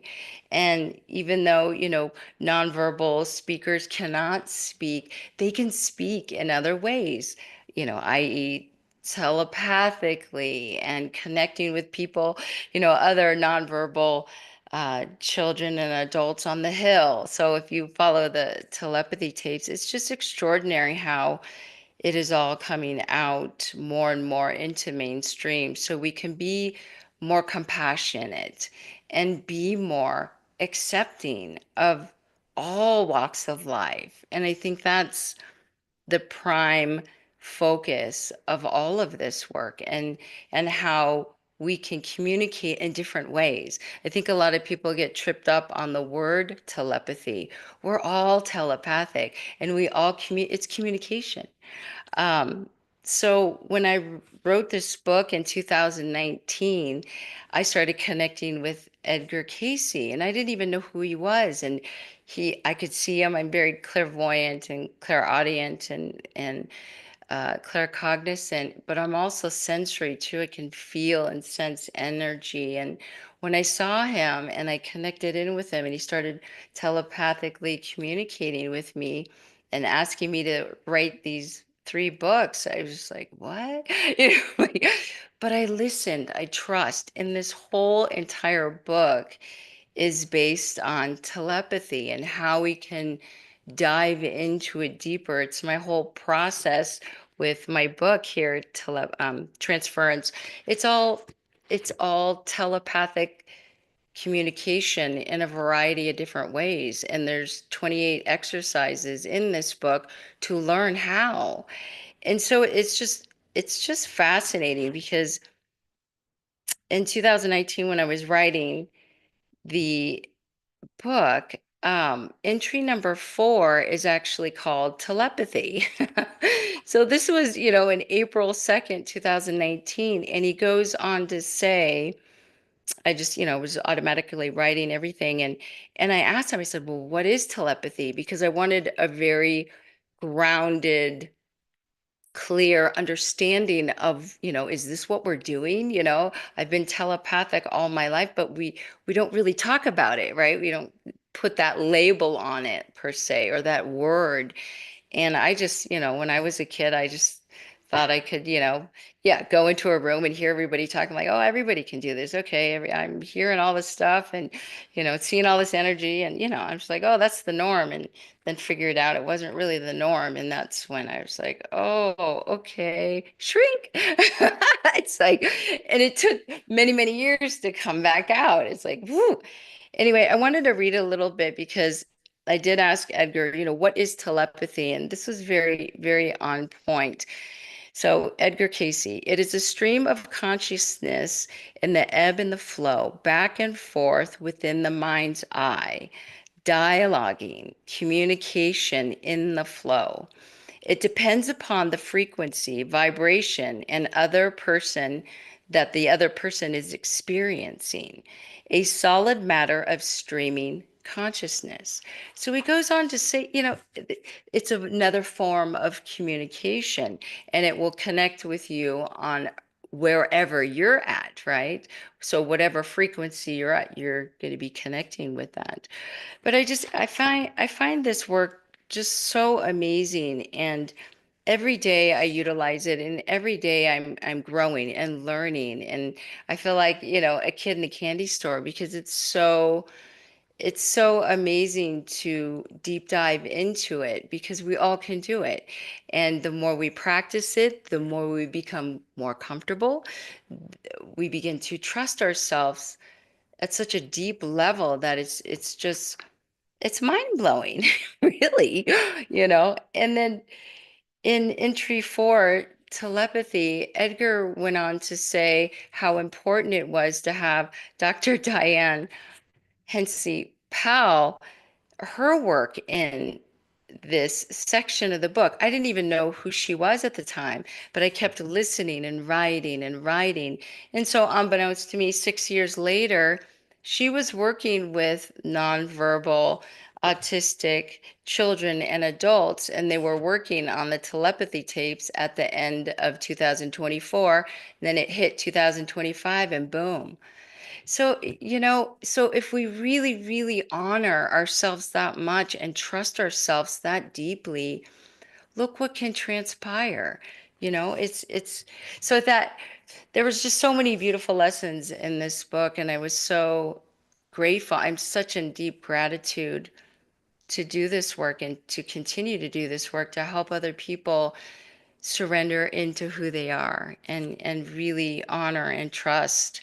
Um, Debbie helped me out a lot a couple of years ago. She gave me a reading and confirmed so much, because I felt like I was losing it, really. And I just wanted to honor you, Debbie, because I did. I thought when you confirm, I mean, and I didn't really tell you a lot, and you took a deep dive in and confirmed that I was a part of Edgar Casey's soul family, and this is why I can connect so clearly and so easily, and Nikola Tesla, and I was a part of the Elohim family, and things just started just totally coming together, and I felt more at home. I felt more like myself. So thank you. You're I just welcome. so appreciate the information. I And remembered you got very emotional after our I meeting. was like, "Whoa." I mean, really, seriously. And there's things that you told me that I have never told a soul. And I don't want to cry, but it's people like this when they come into your life and they clarify something that you've never told anybody, and they feel like, this is part of the telepathy tapes as well. These nonverbal children and adults, they can't speak, but they can speak in other ways. And I think it's just so important when we have more compassion Mhm. for all of our amazing gifts, because we all have them, and to have them come out more and more, I think is just a beautiful thing. So thank you for your work, Debbie, and Yeah, thank you for your wonderful friendship, because I just love you. So yeah, thank you. yeah. No, I feel blessed to have you in my life, and living so close to me too is such a blessing. That was another one too. It's like, oh, well, you're right there. Yeah, So right, yeah, right in your backyard. Yeah. right. So thank you. Thank you very much. I appreciate it. Yeah. Wow, beautiful. Ah, thank you. We're going to get into Q&A in a moment because there's a lot of questions that have come in. I'm Yeah. going to read some of the comments from our audience, but I want to let people know how you can get more of Karina. And her website is trinehealing.com. That's Mhm. TRINE healing.com. Definitely make sure you put in your name and your email address, because we all want to stay connected to Karina and confirm. Oh, it's one of these I things. know, so You sorry. I do thought it was all the deleted. things, and then I don't. I never know. Are you supposed to make it a? Is it case sensitive or not? I don't think so, but No. Okay. Well, now I have to confirm my subscription. Confirm I'm not. I am not a You're not a robot. robot. But good things are happening on her website. I can assure you. Once Yeah. you get past the robotic testing, and Debbie, it's amazing how almost every person tonight has talked about. In the beginning, there was Debbie Solaris, and it was good. You I'm know, the And it was activator. really, really good. yeah, I mean, you were like She's the the central galactic organizing historian. principle here. I'm going to bring on all your fans. Look at all these people Yeah. that really they all have mentioned how you were like a significant part of And Peter too. their Peter was process. also, Yep. I'm trying to find Peter. There he is. yeah. Yeah, all of you. It's been amazing. So Yeah. all hail Debbie Solaris. Seriously, yeah. I'm like, she's the galactic historian. She is. I mean, it's just you are. No, I guess I'm good for something besides You're being a good for many, troublemaker. many, many things. Good for a But minute. Anyway, clarification is amazing. He it's actually transformed my sense of self. Yep. Yep. Yeah, thank you. Yeah. well, thank you, Debbie. Thank you for I'm helping us. losing my All I'm, these I'm losing amazing. my voice because I spoke so much today. Okay. But thank Well, you. we're going to be back with all these wonderful people and your questions and answers. So please put the questions back into the chat box again, just because there are too many there for me to go back and try and find everybody. I've got a few in my brain, but pop your questions back in again. And to integrate just all this wonderful wisdom and knowledge, we are going to turn it over to Theo. Hey, buddy. Hey. Wow, that was so awesome. Thanks just for the beautiful journey. It's just hearing you speak about it just tunes all of us into our intuition and trusting that we all have this gift, and you're the kind of way showers, and Debbie like really leading the path with the torch. And so thank you. And this song, I was actually reminded that this is probably the one song, it's actually called The One Song, that I can confidently say that channeled through me like a rushing torrent. And I was just barely able to keep up with everything rushing through. And as they say, it's much better to be in the music than talk about music. So I'm just going to share this song. It's called The One Song, and it's everything we're talking about.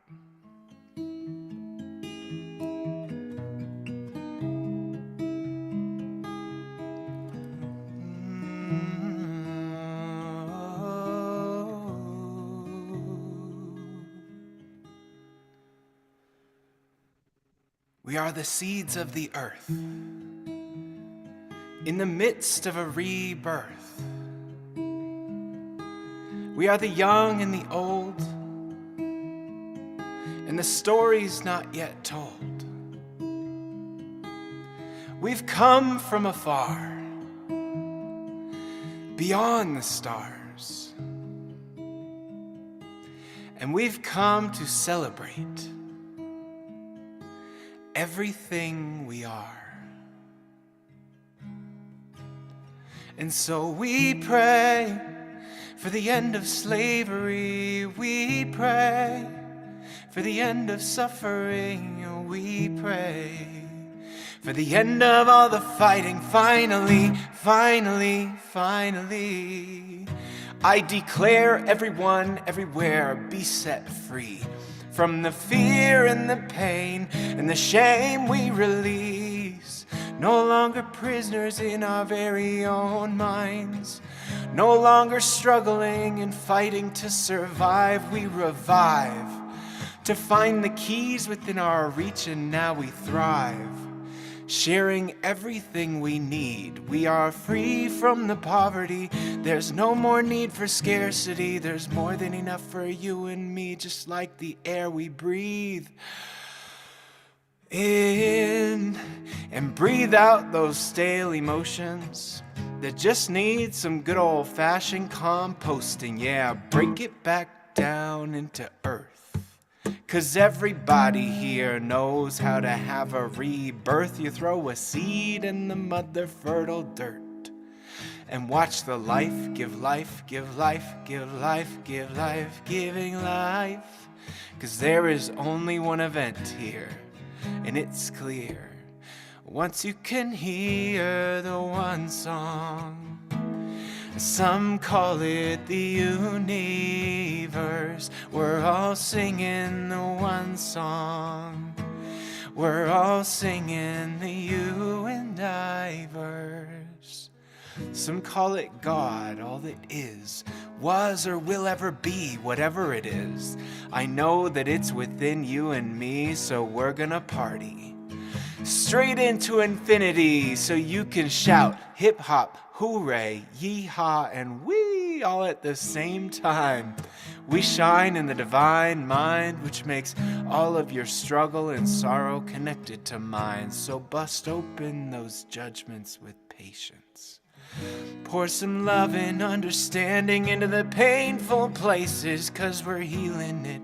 Yeah, we're gonna decompose our we're gonna rearrange and reintegrate every single way we live by synergizing new art, making sparks in the dark with the fire in our heart bursting into who we are. Do you ever feel like you're about to collapse and explode? Well, that's the perfect curve of the divine ratio. So fold into the twinings and spiralings of a golden old yet fresh new moment, ready to love and behold you like a newborn baby in his grandpa's arms, in the light just arriving from a distant star. It's everywhere we are once we look, even in a simple complex melody and hook called the one song. Some call it the universe. We're all singing the one song. We're all singing the you and I verse. Well, here's the last verse, but it really just keeps on going. And the one thing that never ever stops flowing is awareness. Are you aware of it? It's never left, never will, always full and always still, and it's amazing. Eternally unchanging, holding every single thing we can possibly imagine in our experience, sinking just under the surface as we open these moments up, and dance as much as you can. Trust in the divine, it's perfect like you and I.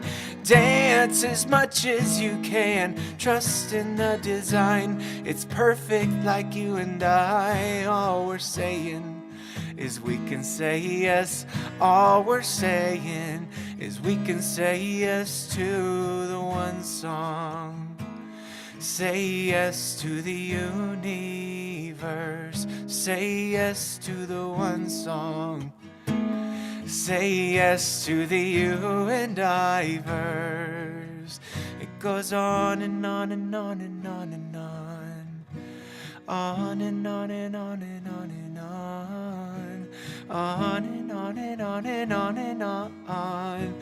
On and on and on and on and on and on and oh,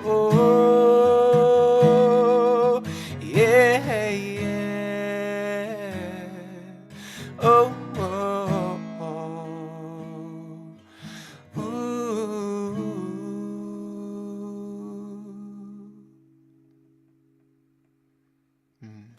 Wow. Keep on Let's singing. give a big twinkle to Theo. What a beautiful song, beautiful vision, beautiful man, beautiful being. Thank you so much, Theo. Thank you, Scott. It's beautiful to be here. I want to share a couple of very important links. First of all, for his music, his website is ntheomusic.com, ENTHEO,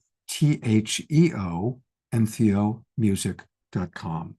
And that's where you can subscribe for his releases and get all sorts of wonderful things. But I also really want to direct everybody to his Patreon page. And some of you have heard me make this speech before, and I'm going to make it again. It is so important for us to support our musical artists. it's impossible. I mean, selling records, selling CDs, that those days are over. Artists can't make money that way. Um, and so it's really up to us to support our favorite artists. And most of them do it through Patreon. And so Theo also has a Patreon. And as you all know, I support Christopher Hoffman, Louisa Stowe, so many of our favorite musical artists through Patreon. And I know some of you do too. So go to patreon.com/Entheo Music. Already logged in, and you'll see where you can come in at different membership options. I'm going to join at the $25 a month level right now. Thank you. Because I just so appreciate this guy. And I'm going to do that right now, but I don't want to use my PayPal information. So, but thank you so much, Theo. Thank you. A lot of comments coming into the chat box about what you have to have what you shared. And so thank you very, very much. Dr. Laura says, Theo, that was a great song. And I really loved the humor too. And yes, we must dance as much as we can. And And sing. T-Bar said, ad infinitum, absolutely. And So- channel. and channel and open up our telepathic. So stick around. I'm going to kind of bring everybody up right now because this is where we're going to have a chance to do a little Q&A. So I'm bringing up our different guests as I can find them. Got a lot of people in the Zoom room tonight, which is wonderful. There's Peter. And by the way, Dana Tomasino, I'm going to bring her up now. She is going to conclude our evening with an amazing series of experiences, a meditation, music, celebrating water. So that's going to be, stick around for that. I think I've brought up all of our people. Oh, there's one other person who some of you might have noticed on the poster, who's very telepathic. In fact, she's my number one teacher of telepathy, and that's Jasmine Bear. And she really is. I want to acknowledge our animals because they are so telepathic. There'll be so many times that she's either in her bed down there or on the bed, my big bed by my side. And I'll be wrapping up with someone and I won't be using languaging like goodbye. I won't be saying any verbal cues, but within about 30 seconds before it's over, she'll get up and she'll be ready. She'll know that I'm wrapping up what I'm going to do. Or I'll just think, oh, I should take her for a walk in a minute. Like I'll be just working on my computer and I'll just think it, I should do it for a walk. She'll get up and she'll be like ready. She is listening. She's tuned in. And so I just want to acknowledge our animal friends. And if I'm curious if any of you have anything to say about telepathy and connecting with our animal family that way.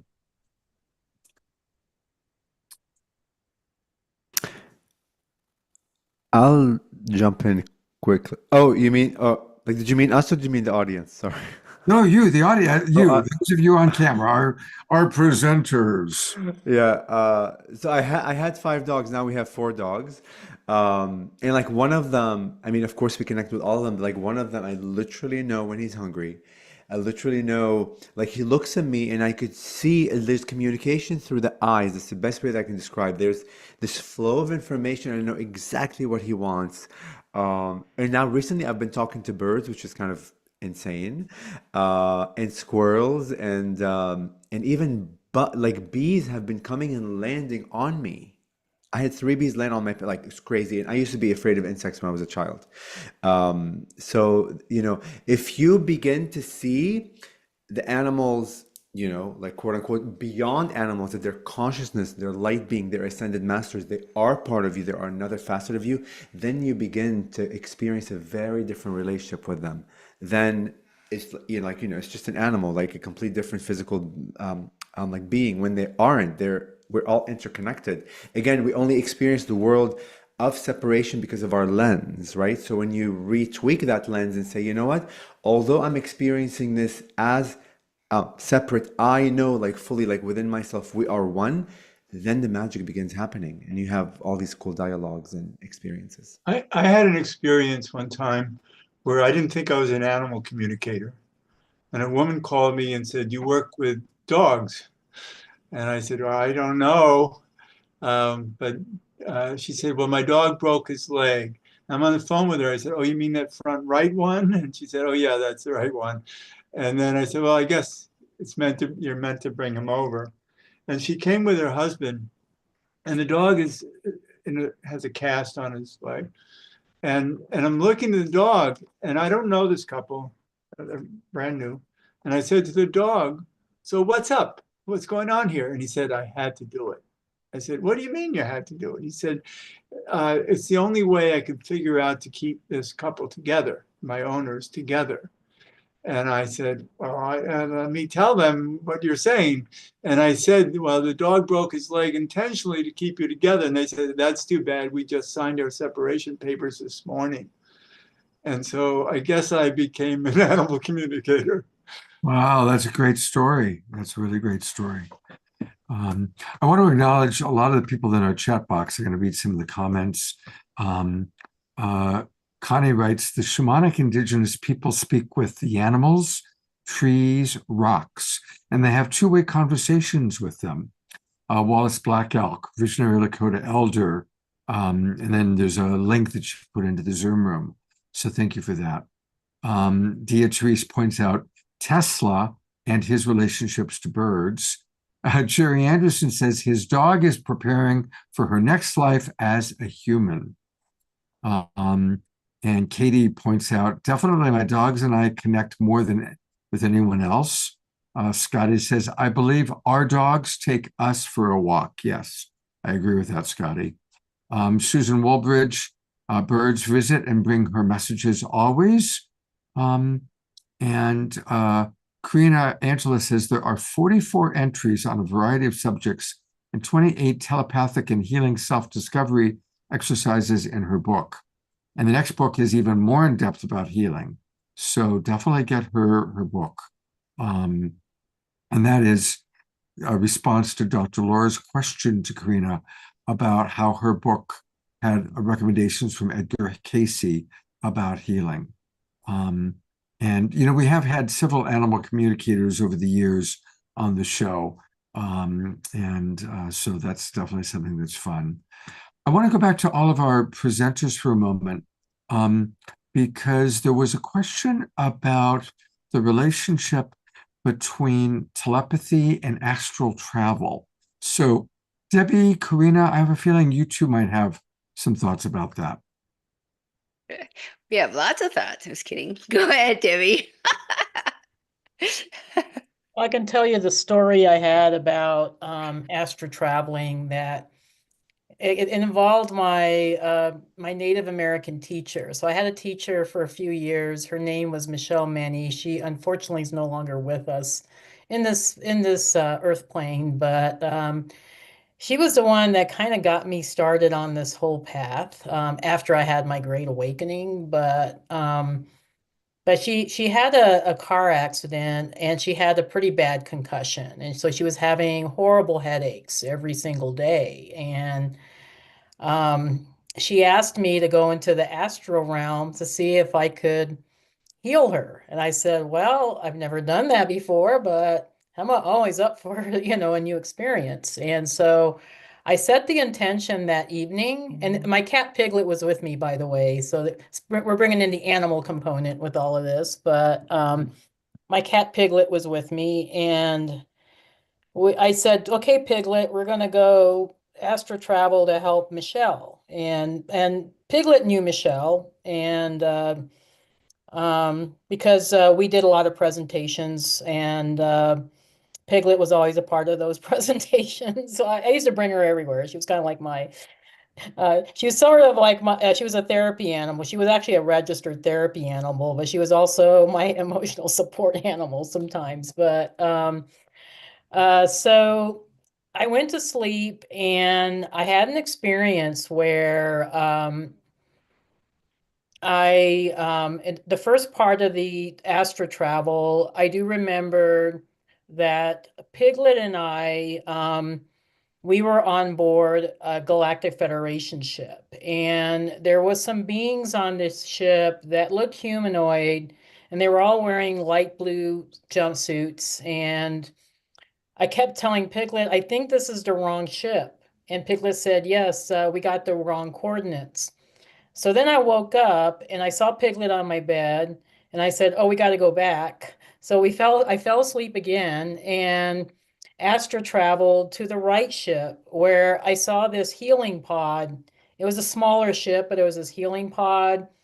And I saw the astral aspect of my teacher. And I said, Piglet, I don't know the right coordinates or the right connection for, to heal Michelle. And Piglet said, I know what to do. My cat went in there, started adjusting the knobs on this healing pod.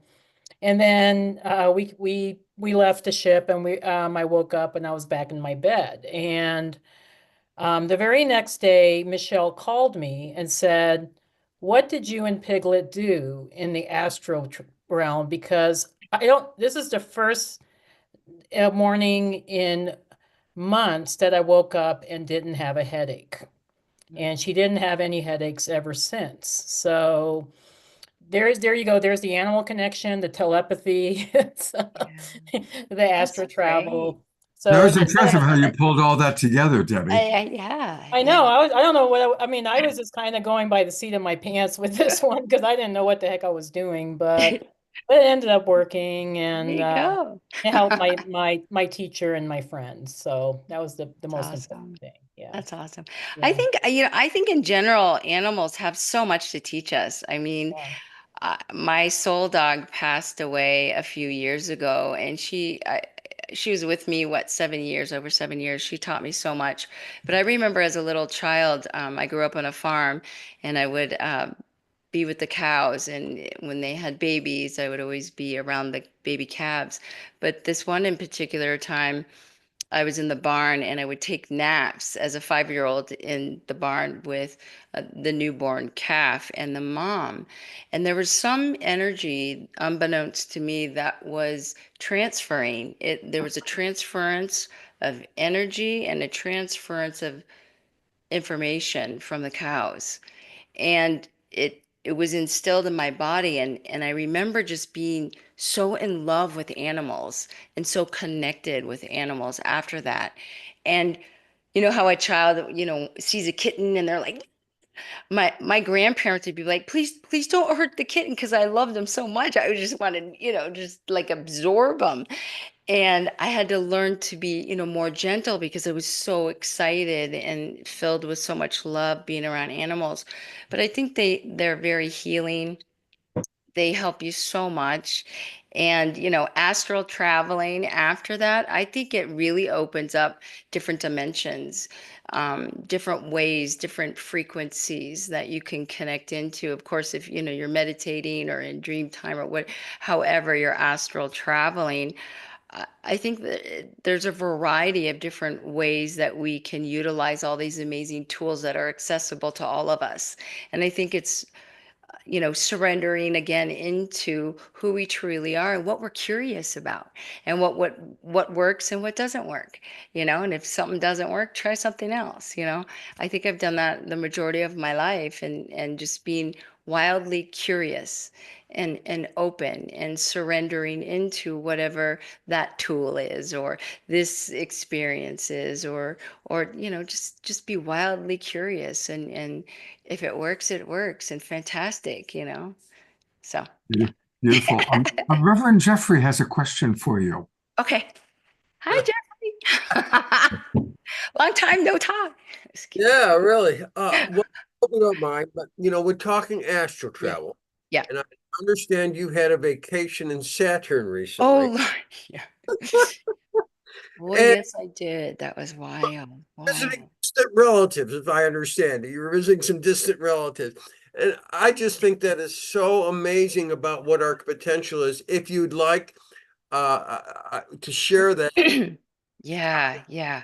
I would So talk about surrendering. So when I go into deep trance meditation, I'm just open with love, and there's no intention. There's no excuse me, I've been talking a lot too today. Yeah. There's no intention, there's no, questioning. There, all of a sudden I'm just there.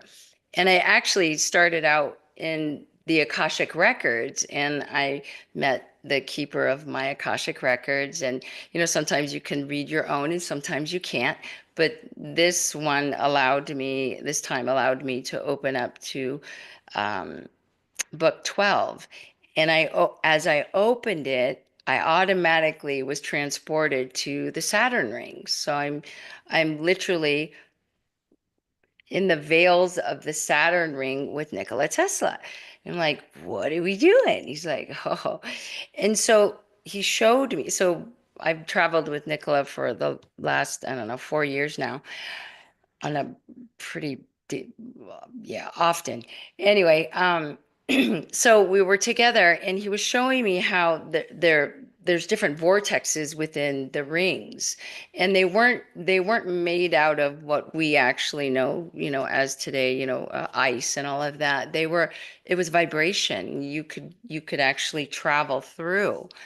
So anyway, he took me through this opening, and we ended up in this magnificent place with these beautiful beings. There was 12 10-foot tall, six on each side, six beings on here, six beings on this side.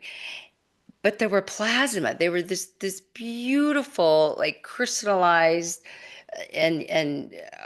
it was just so even hard to describe it. It looked like sparkles and starlight all woven into this beautiful plasma. And they had the beautiful eyes, huge eyes, very galactic plasma beings, I guess you want to say.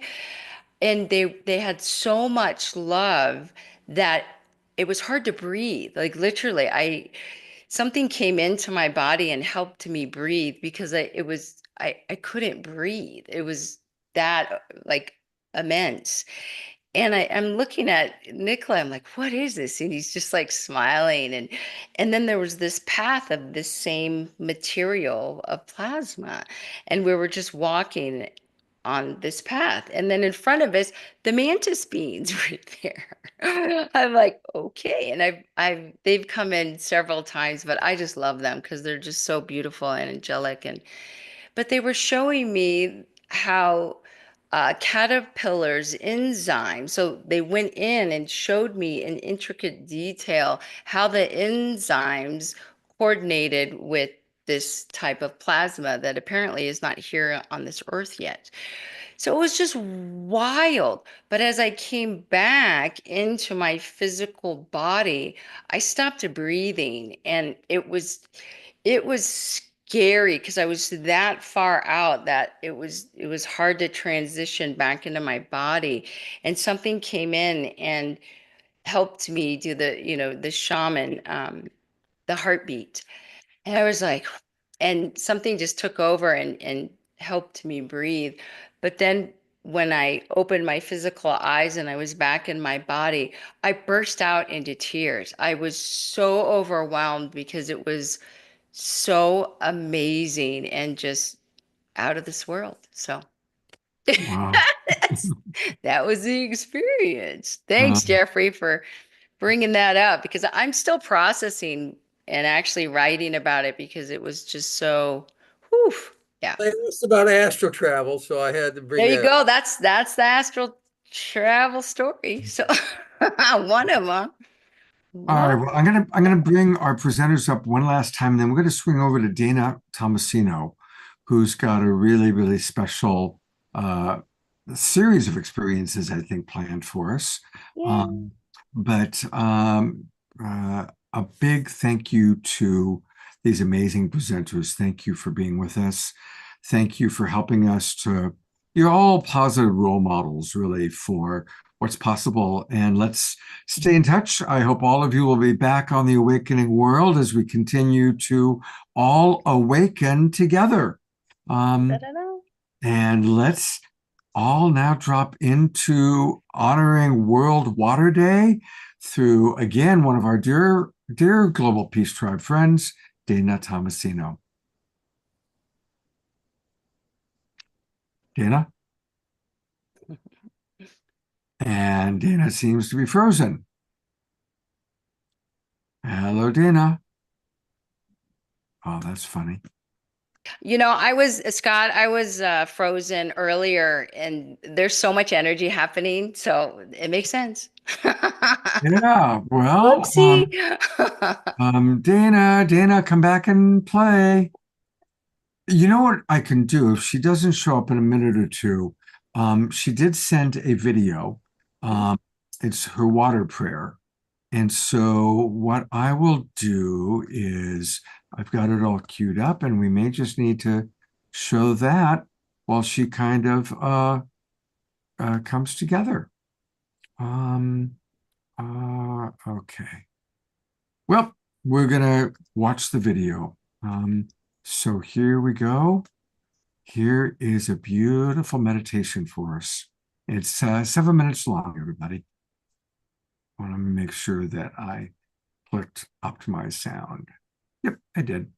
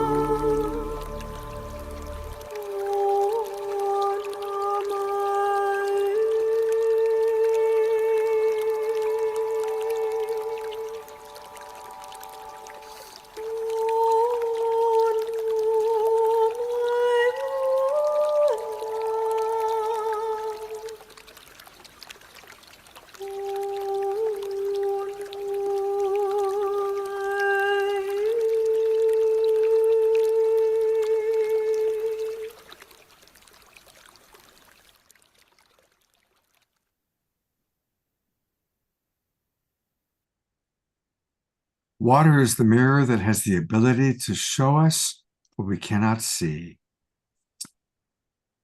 And I'm going to see if I can go back and read the Keep, rest. keep going, Scott, because there's a little bit more. Well, hang on. I want to read that because there wasn't time. So I'm going to read it. Water is the mirror that has the ability to show us what we cannot see. It is a blueprint for our reality, which can change with a single positive thought. All it takes is faith if you're open to it. And now I'll continue.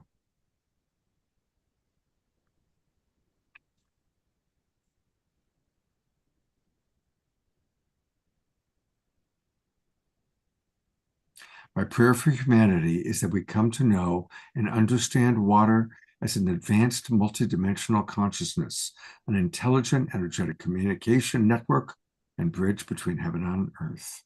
And this, of course, was created by the wonderful Dana Tomasino, who hopefully is going to have a good internet connection now with us. Hi, Dana. Aloha, aloha, and happy World Water Day. And sorry for the technical difficulty. It was so interesting because my video was absolutely fine until you called me, and then it froze up. And I was having a few technical difficulties a little bit earlier when I was doing some tests, and I was talking telepathically to the planet Mercury. And I was saying, hey, Mercury, you know, even though you're in retrograde at the moment, why don't you actually help us and support us in communicating our message today? Be on our side, you know? Like, so I was really rallying Mercury to come and help us. So let's stay with that energy for the rest of it. And my water prayer video, which we just viewed, I actually created exactly 1 year ago for World Water Day of 2024. So it's a nice coming full circle. And I've been doing a lot with developing my sacred sound work since then. And water prayer was really intended as a multi-dimensional sonic and visual journey into the consciousness of water, and really meant to honor water and our connection to it. Well, thank you so much for doing that. And I want to let people know how they can support you. And Dana has a GoFundMe. You know, the two best ways to support people is through Patreon, like we are doing for Theo tonight, or through GoFundMe. And tell us a little bit about when people donate to your GoFundMe, what's the money going to be used for, Dana? Oh, well, I actually have some brand new ideas and visions on the horizon for projects that will work with sound in water. So I'm really developing my sacred sound work. I'm taking it to another level. And I'll share a little bit more as we go into the meditation. But one of the things that I want to do with sound and water is work with sacred sound in the ocean to energize and uplift the oceanic grid networks, which we're going to work with in a few minutes in the meditation. So actually working with sound in the ocean. And that's one big project. And the other one is a new vision and idea that I've had for a venue called the Aqua Dome, and the Aqua Dome is um, a dome-shaped venue, and it's meant as a sacred center for sound, healing, light, color, geometry, all coming together in an immersive experience. And I had this vision while traveling in Thailand and also taking an aquatic therapy course there. So what this dome will have, it's a big dome, it will have a big pool of warm water where we can do aquatic therapy and sound healing both in the water and also around the water. And it will have a network of geometrically arranged speakers, both surrounding and also underwater, so that we can have what I'm calling geometric sound. And I'll develop that idea and explain that a bit more as we go on with this project. And then it's also surrounded by LED projection in a 360 degrees so that you can have the sonic experience and also be surrounded with like landscapes of color, of geometry. And also the lead projection will go onto the pool of water. So it's a totally immersive experience using sound in water and the color and the light and the geometry. So that's my Aquadome vision. And I know that both of these projects I've mentioned will take some significant funding and hopefully benefactors. And if you know anybody that might like to collaborate in any way, I'm very open to that. But meanwhile, any level of financial support can help me to develop these ideas further, to seek the larger funding, and also just to focus more on my sacred sound work. So thank you so much for supporting that.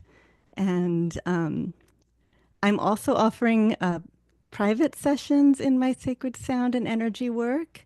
It's an equinox special to receive an energetic attunement and sonic attunement via Zoom. And I'm offering that if you book the session this month to move into the new season. It's only $44 via Zoom.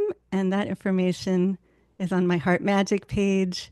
And if you're interested to know more, you can contact me. So I'm hoping that you'll take advantage of the offer and receive. I work with divine energies, and there's a lot of support for my healing work from sources of light that are well beyond me, and it's always for your highest wholeness healing and continued evolution. And the sound carries the same high vibrational divine energy to really open, to clear, to reattune, and to really receive an energetic upgrade. That's what it really is. So that's something that I'm offering currently if you'd like to work more with me. And again, kind of last thing, and then we'll get into the meditation, but you can find her Heart Magic page on Facebook. So you go to facebook.com/Dana period Heart Magic. And that's where you'll find her page, and you can learn more about her offerings and the ways you can support her. And hopefully Mercury will keep our communication channel open as you lead us in a closing meditation. And also just to mention, I have a YouTube channel. I welcome subscriptions. It's Dana Tomasino 22 on YouTube, and the water prayer videos on there, as well as some of my others. And I'll be posting a lot more there soon. So I'll put all of that information in the chat after we I already finish. did, Dana. I've already done that, Dana. Okay, great. So so water. I am here tonight to represent water, and let me just say I really enjoyed all of the other presenters' perspectives on telepathy and their experiences. It was a really, really amazing show. And Theo, I really loved your sonic infusion for the pineal gland and all those sonic layers. I loved that, and your song about the universe, and the one song that was amazing, an amazing download. So thank you everyone for your contributions. Mahalo.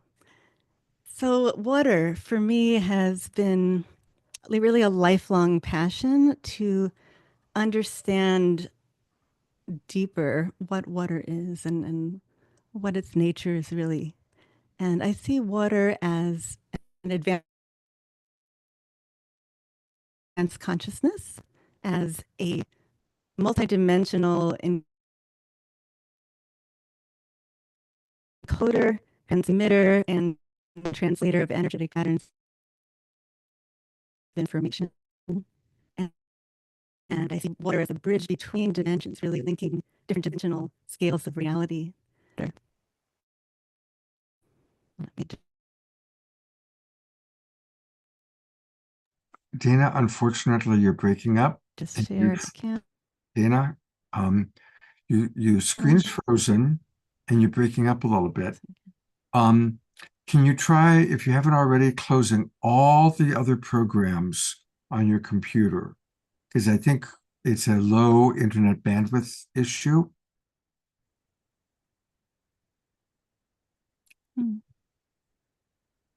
Oh,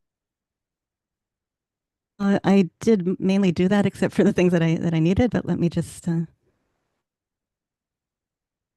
I'm just trying to share, but my computer's going a little bit slow, so I'm trying to share my screen. Yeah, right to now share we're some not. images. You're frozen. It's a beautiful image of you. You look quite beautiful. So we're grateful for that. Reverend Jeffrey is clapping. Um,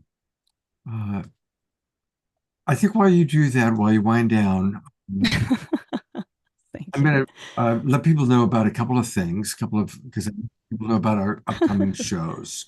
So while you try and maybe get that together, Dana, I want to let people know about what's coming up next week, because I'm really excited about both of the shows that we've got planned.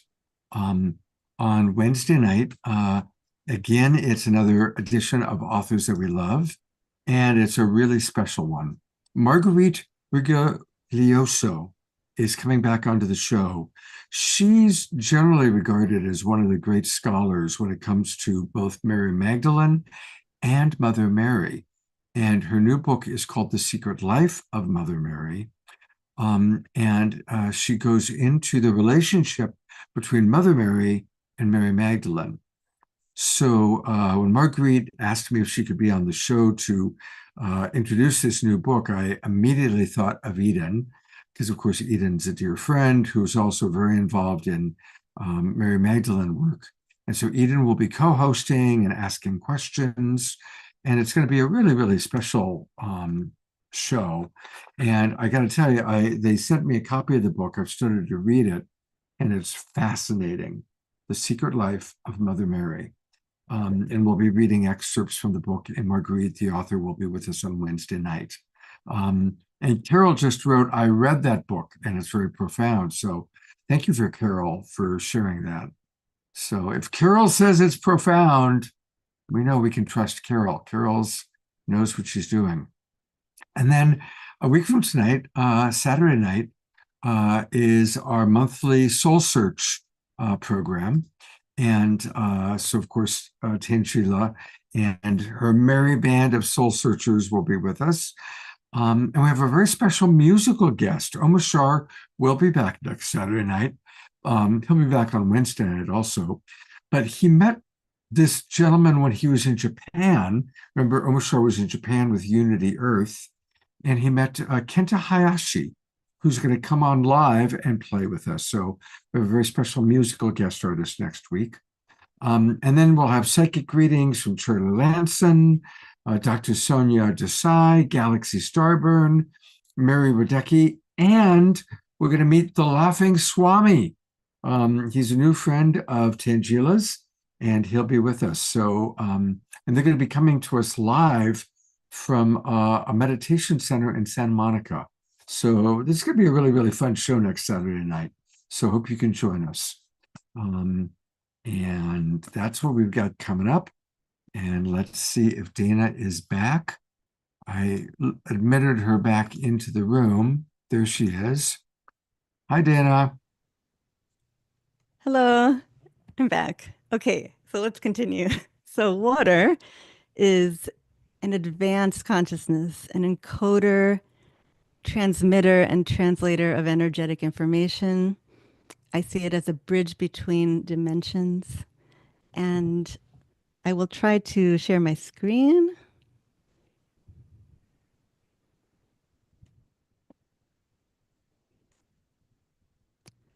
There have been many scientists that have now acknowledged that we know almost nothing about water. And I really agree. And lately I've been thinking a lot about the ocean. The ocean contains 97% of the world's water. And if water is indeed an energetic communicator as we know it to be, imagine the depth and the scope of energetic communication that's occurring in the ocean. I really see the ocean as a master communication network on Earth that transmits encoded patterns of energetic information, carrying that message throughout the whole Earth and thereby informing consciousness on the planet.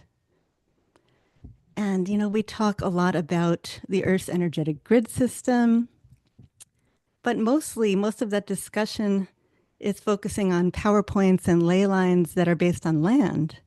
However, with the ocean comprising so much of the Earth's surface, we would have to realize that most of the Earth's energetic grid network must lie in the ocean. So we know very little about this oceanic network, but I believe our friends, the cetaceans, the dolphins and whales, who we've also heard from in this show, really tap into that network consistently and inform it with their energy and especially with their sound. And we can actually do the same. And in this meditation that I will now lead, we will tap into the oceanic grid network and radiate a message of universal unconditional love, the energy of universal unconditional love from our hearts into the oceanic grid to uplift and elevate and raise the vibration of this entire grid network that sends that information out throughout the whole earth, impacting planetary consciousness. And then I will also use some sound in the meditation to bring in certain frequencies of light that we'll work with. We're going to radiate unconditional love in the form of waves of liquid light of different colors. And then at the very end, we'll have a sacred sound infusion of about 4 minutes where we can go into the experience in a deeper level and really use that time and the sonics to anchor and expand all the energies we've been putting out into the networks. So let's go ahead and do that. And we can envision the whole oceanic network becoming alive and glowing with all of these beautiful energies of liquid light that we'll be transmitting together.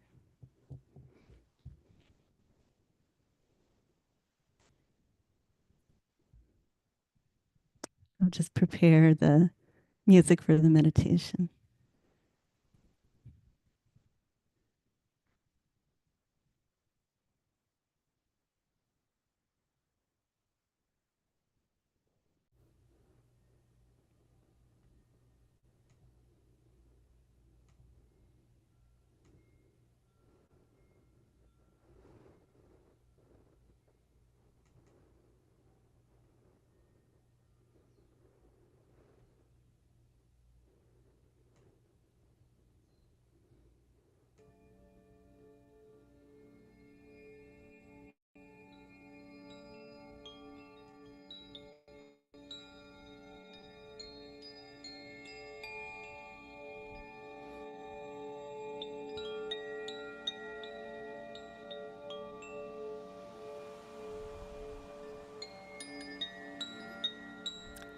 Okay, so let's go ahead. If you can hear me.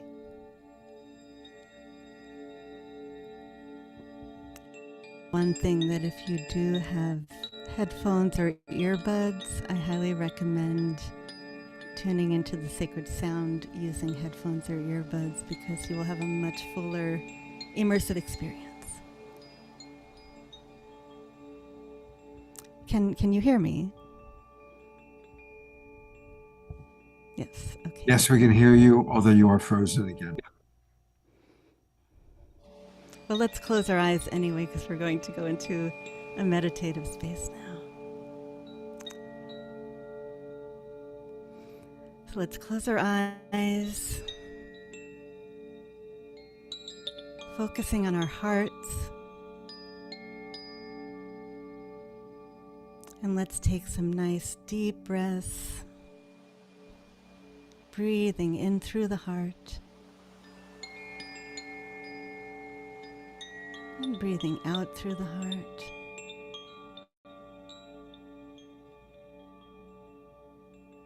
And breathing in and breathing out. And let's bring into our hearts beautiful feelings of love and appreciation. And allowing those feelings to fill our heart space.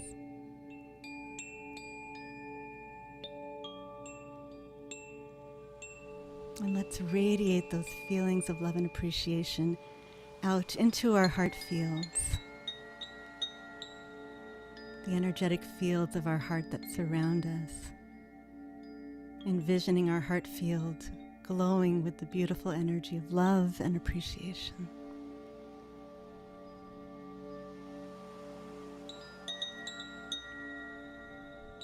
And as we fill our heart fields with love and appreciation, let's emanate those frequencies, those energies out into the heart fields of all of those here present in this circle, envisioning our heart fields joining and merging together to create one amplified, coherent heart field,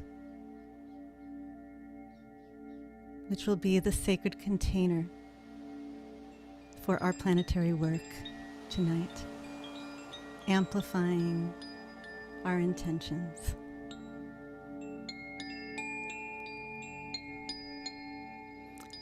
And now from this sacred space of our amplified, coherent heart field,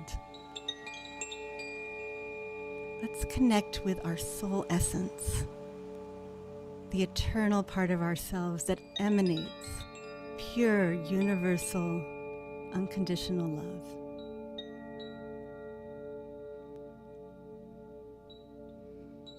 And let's simply emanate that energy of pure, universal, unconditional love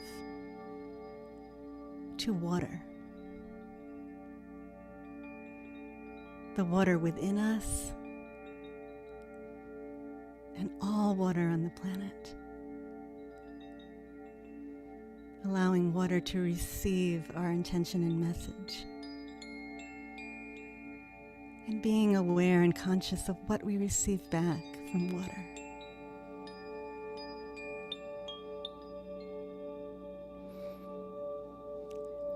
And now let's turn our attention to the ocean, a master energetic communication network on Earth.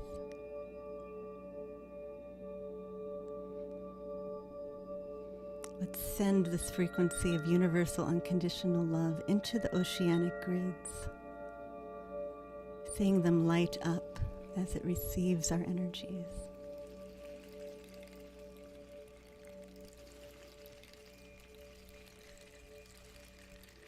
Now we'll call in different frequencies of higher dimensional liquid light. Let's start with infusing a golden liquid light, seeing this golden light flow into the oceanic grids. The golden light reflects energy from Source, Prime Creator, solar energy, the warmth of the sun, the great central sun. Seeing the oceanic networks light up with this golden frequency of liquid light.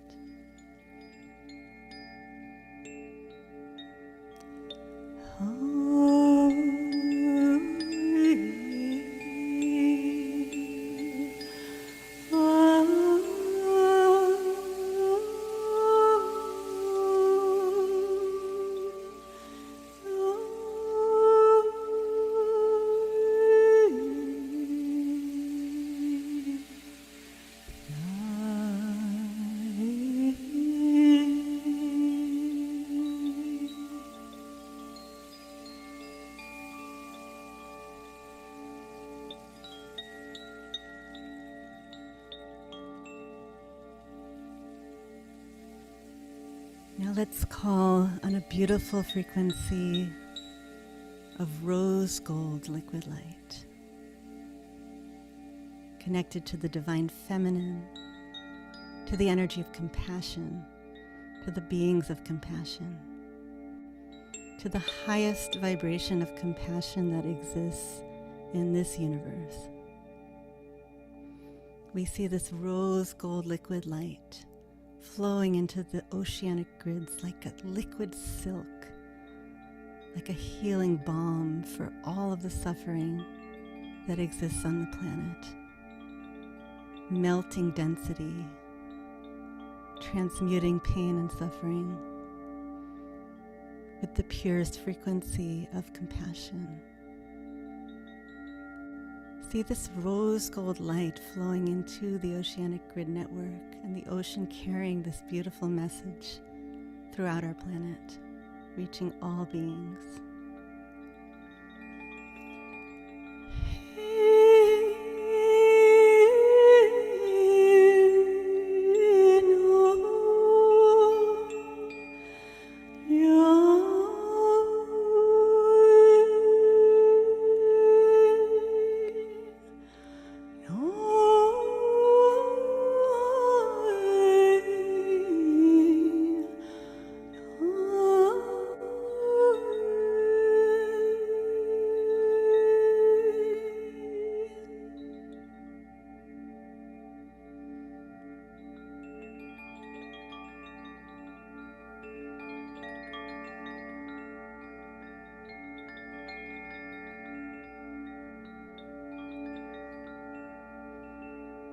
And finally, we connect with a frequency of silver white crystalline liquid light, connected with the angelic realm, with the Elohim, with angelic beings, with beings of high consciousness, and connected with the crystalline nature of water itself. Let's send these frequencies of silver white, crystalline light into the oceanic grids, purifying, rarefying, elevating, uplifting consciousness to a new octave of love, peace, connection, source connection, awareness, transformation.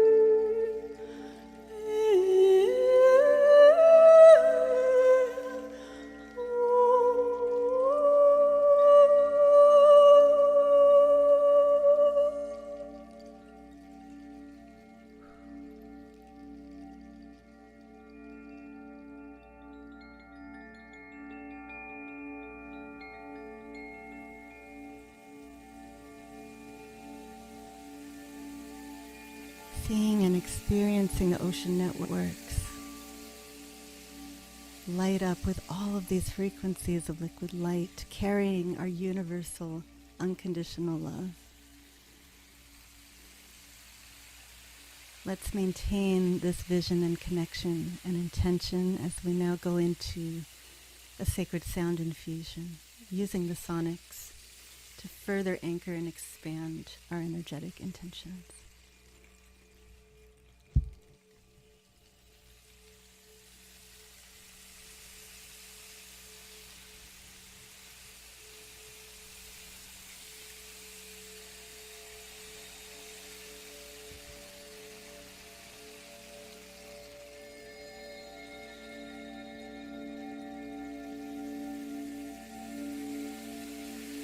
Let's just continue to hold the frequencies as I prepare the next piece.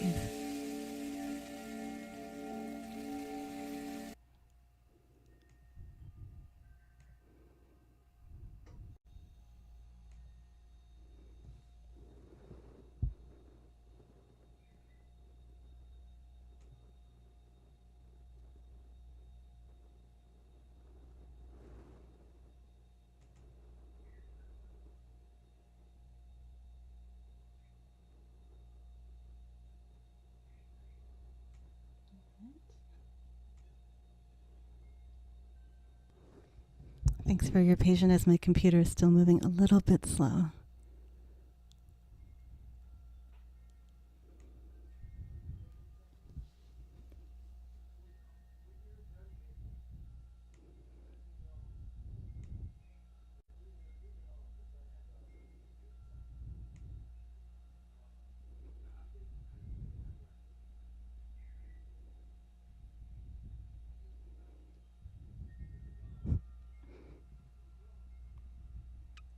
Okay, we're getting there.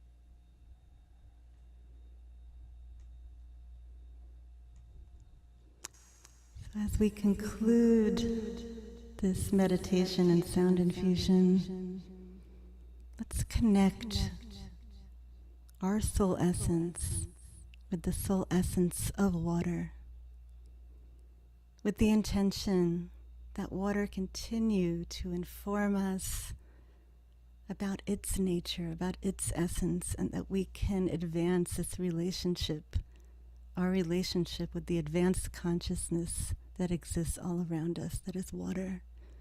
And we intend this for all beings. Mahalo ke koa.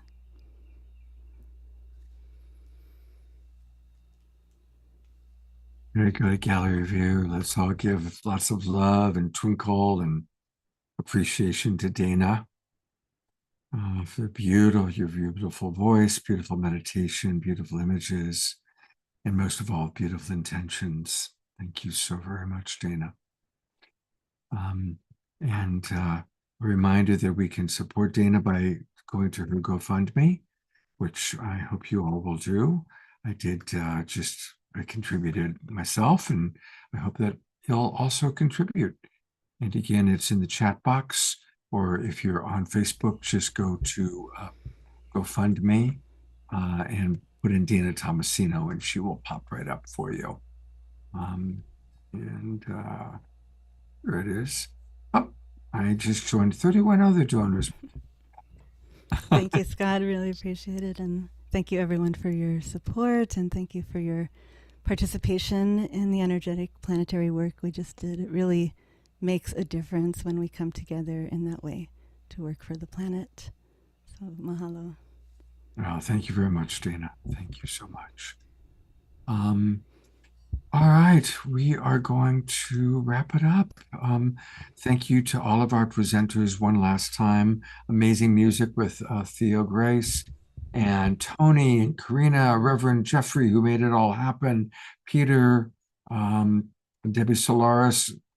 In the beginning, there was Debbie Solaris, and from there, all Debbie begat Tony, and Debbie begat Karina, and Debbie begat Peter. It's kind of quite biblical, you are, Debbie. Anyway, thank you, everybody. Have a beautiful weekend.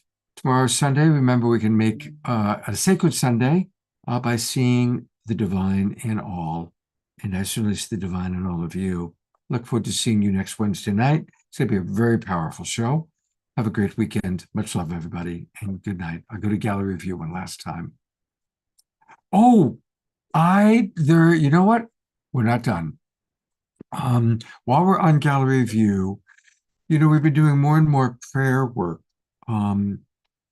because there are members of our Global Peace Tribe family that we want to remember in prayer. So in a moment, I'm going to put the spotlight on Karina, who we want to support her son. I also want to just acknowledge that our beloved Sylvia, is still with us. She's still in her body and appears to be beginning to come back. It seems like she's coming back to us. So please keep Sylvia in your thoughts and your prayers. And Karina, I'm going to put the spotlight on you for you to share a little bit about what's going on with you and your family, and then we'll put our Global Peace Tribe an attention with you.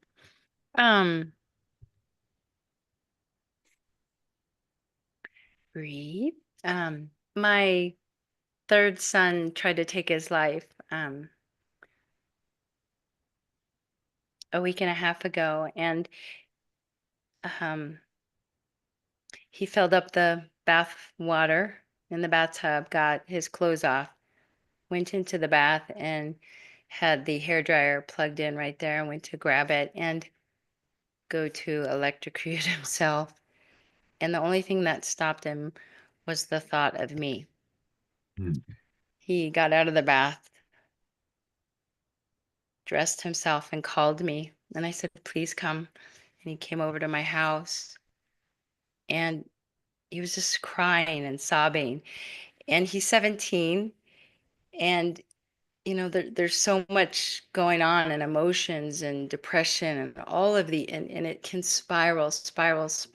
And I just sat there and listened to him and held his hand and watched him cry and cried with him. And I think when we express ourselves, we can help so many people in the world not have to go through those horrible traumas, because when we don't talk to our friends or family or children on a daily basis, you have no idea what can transpire in 1 second.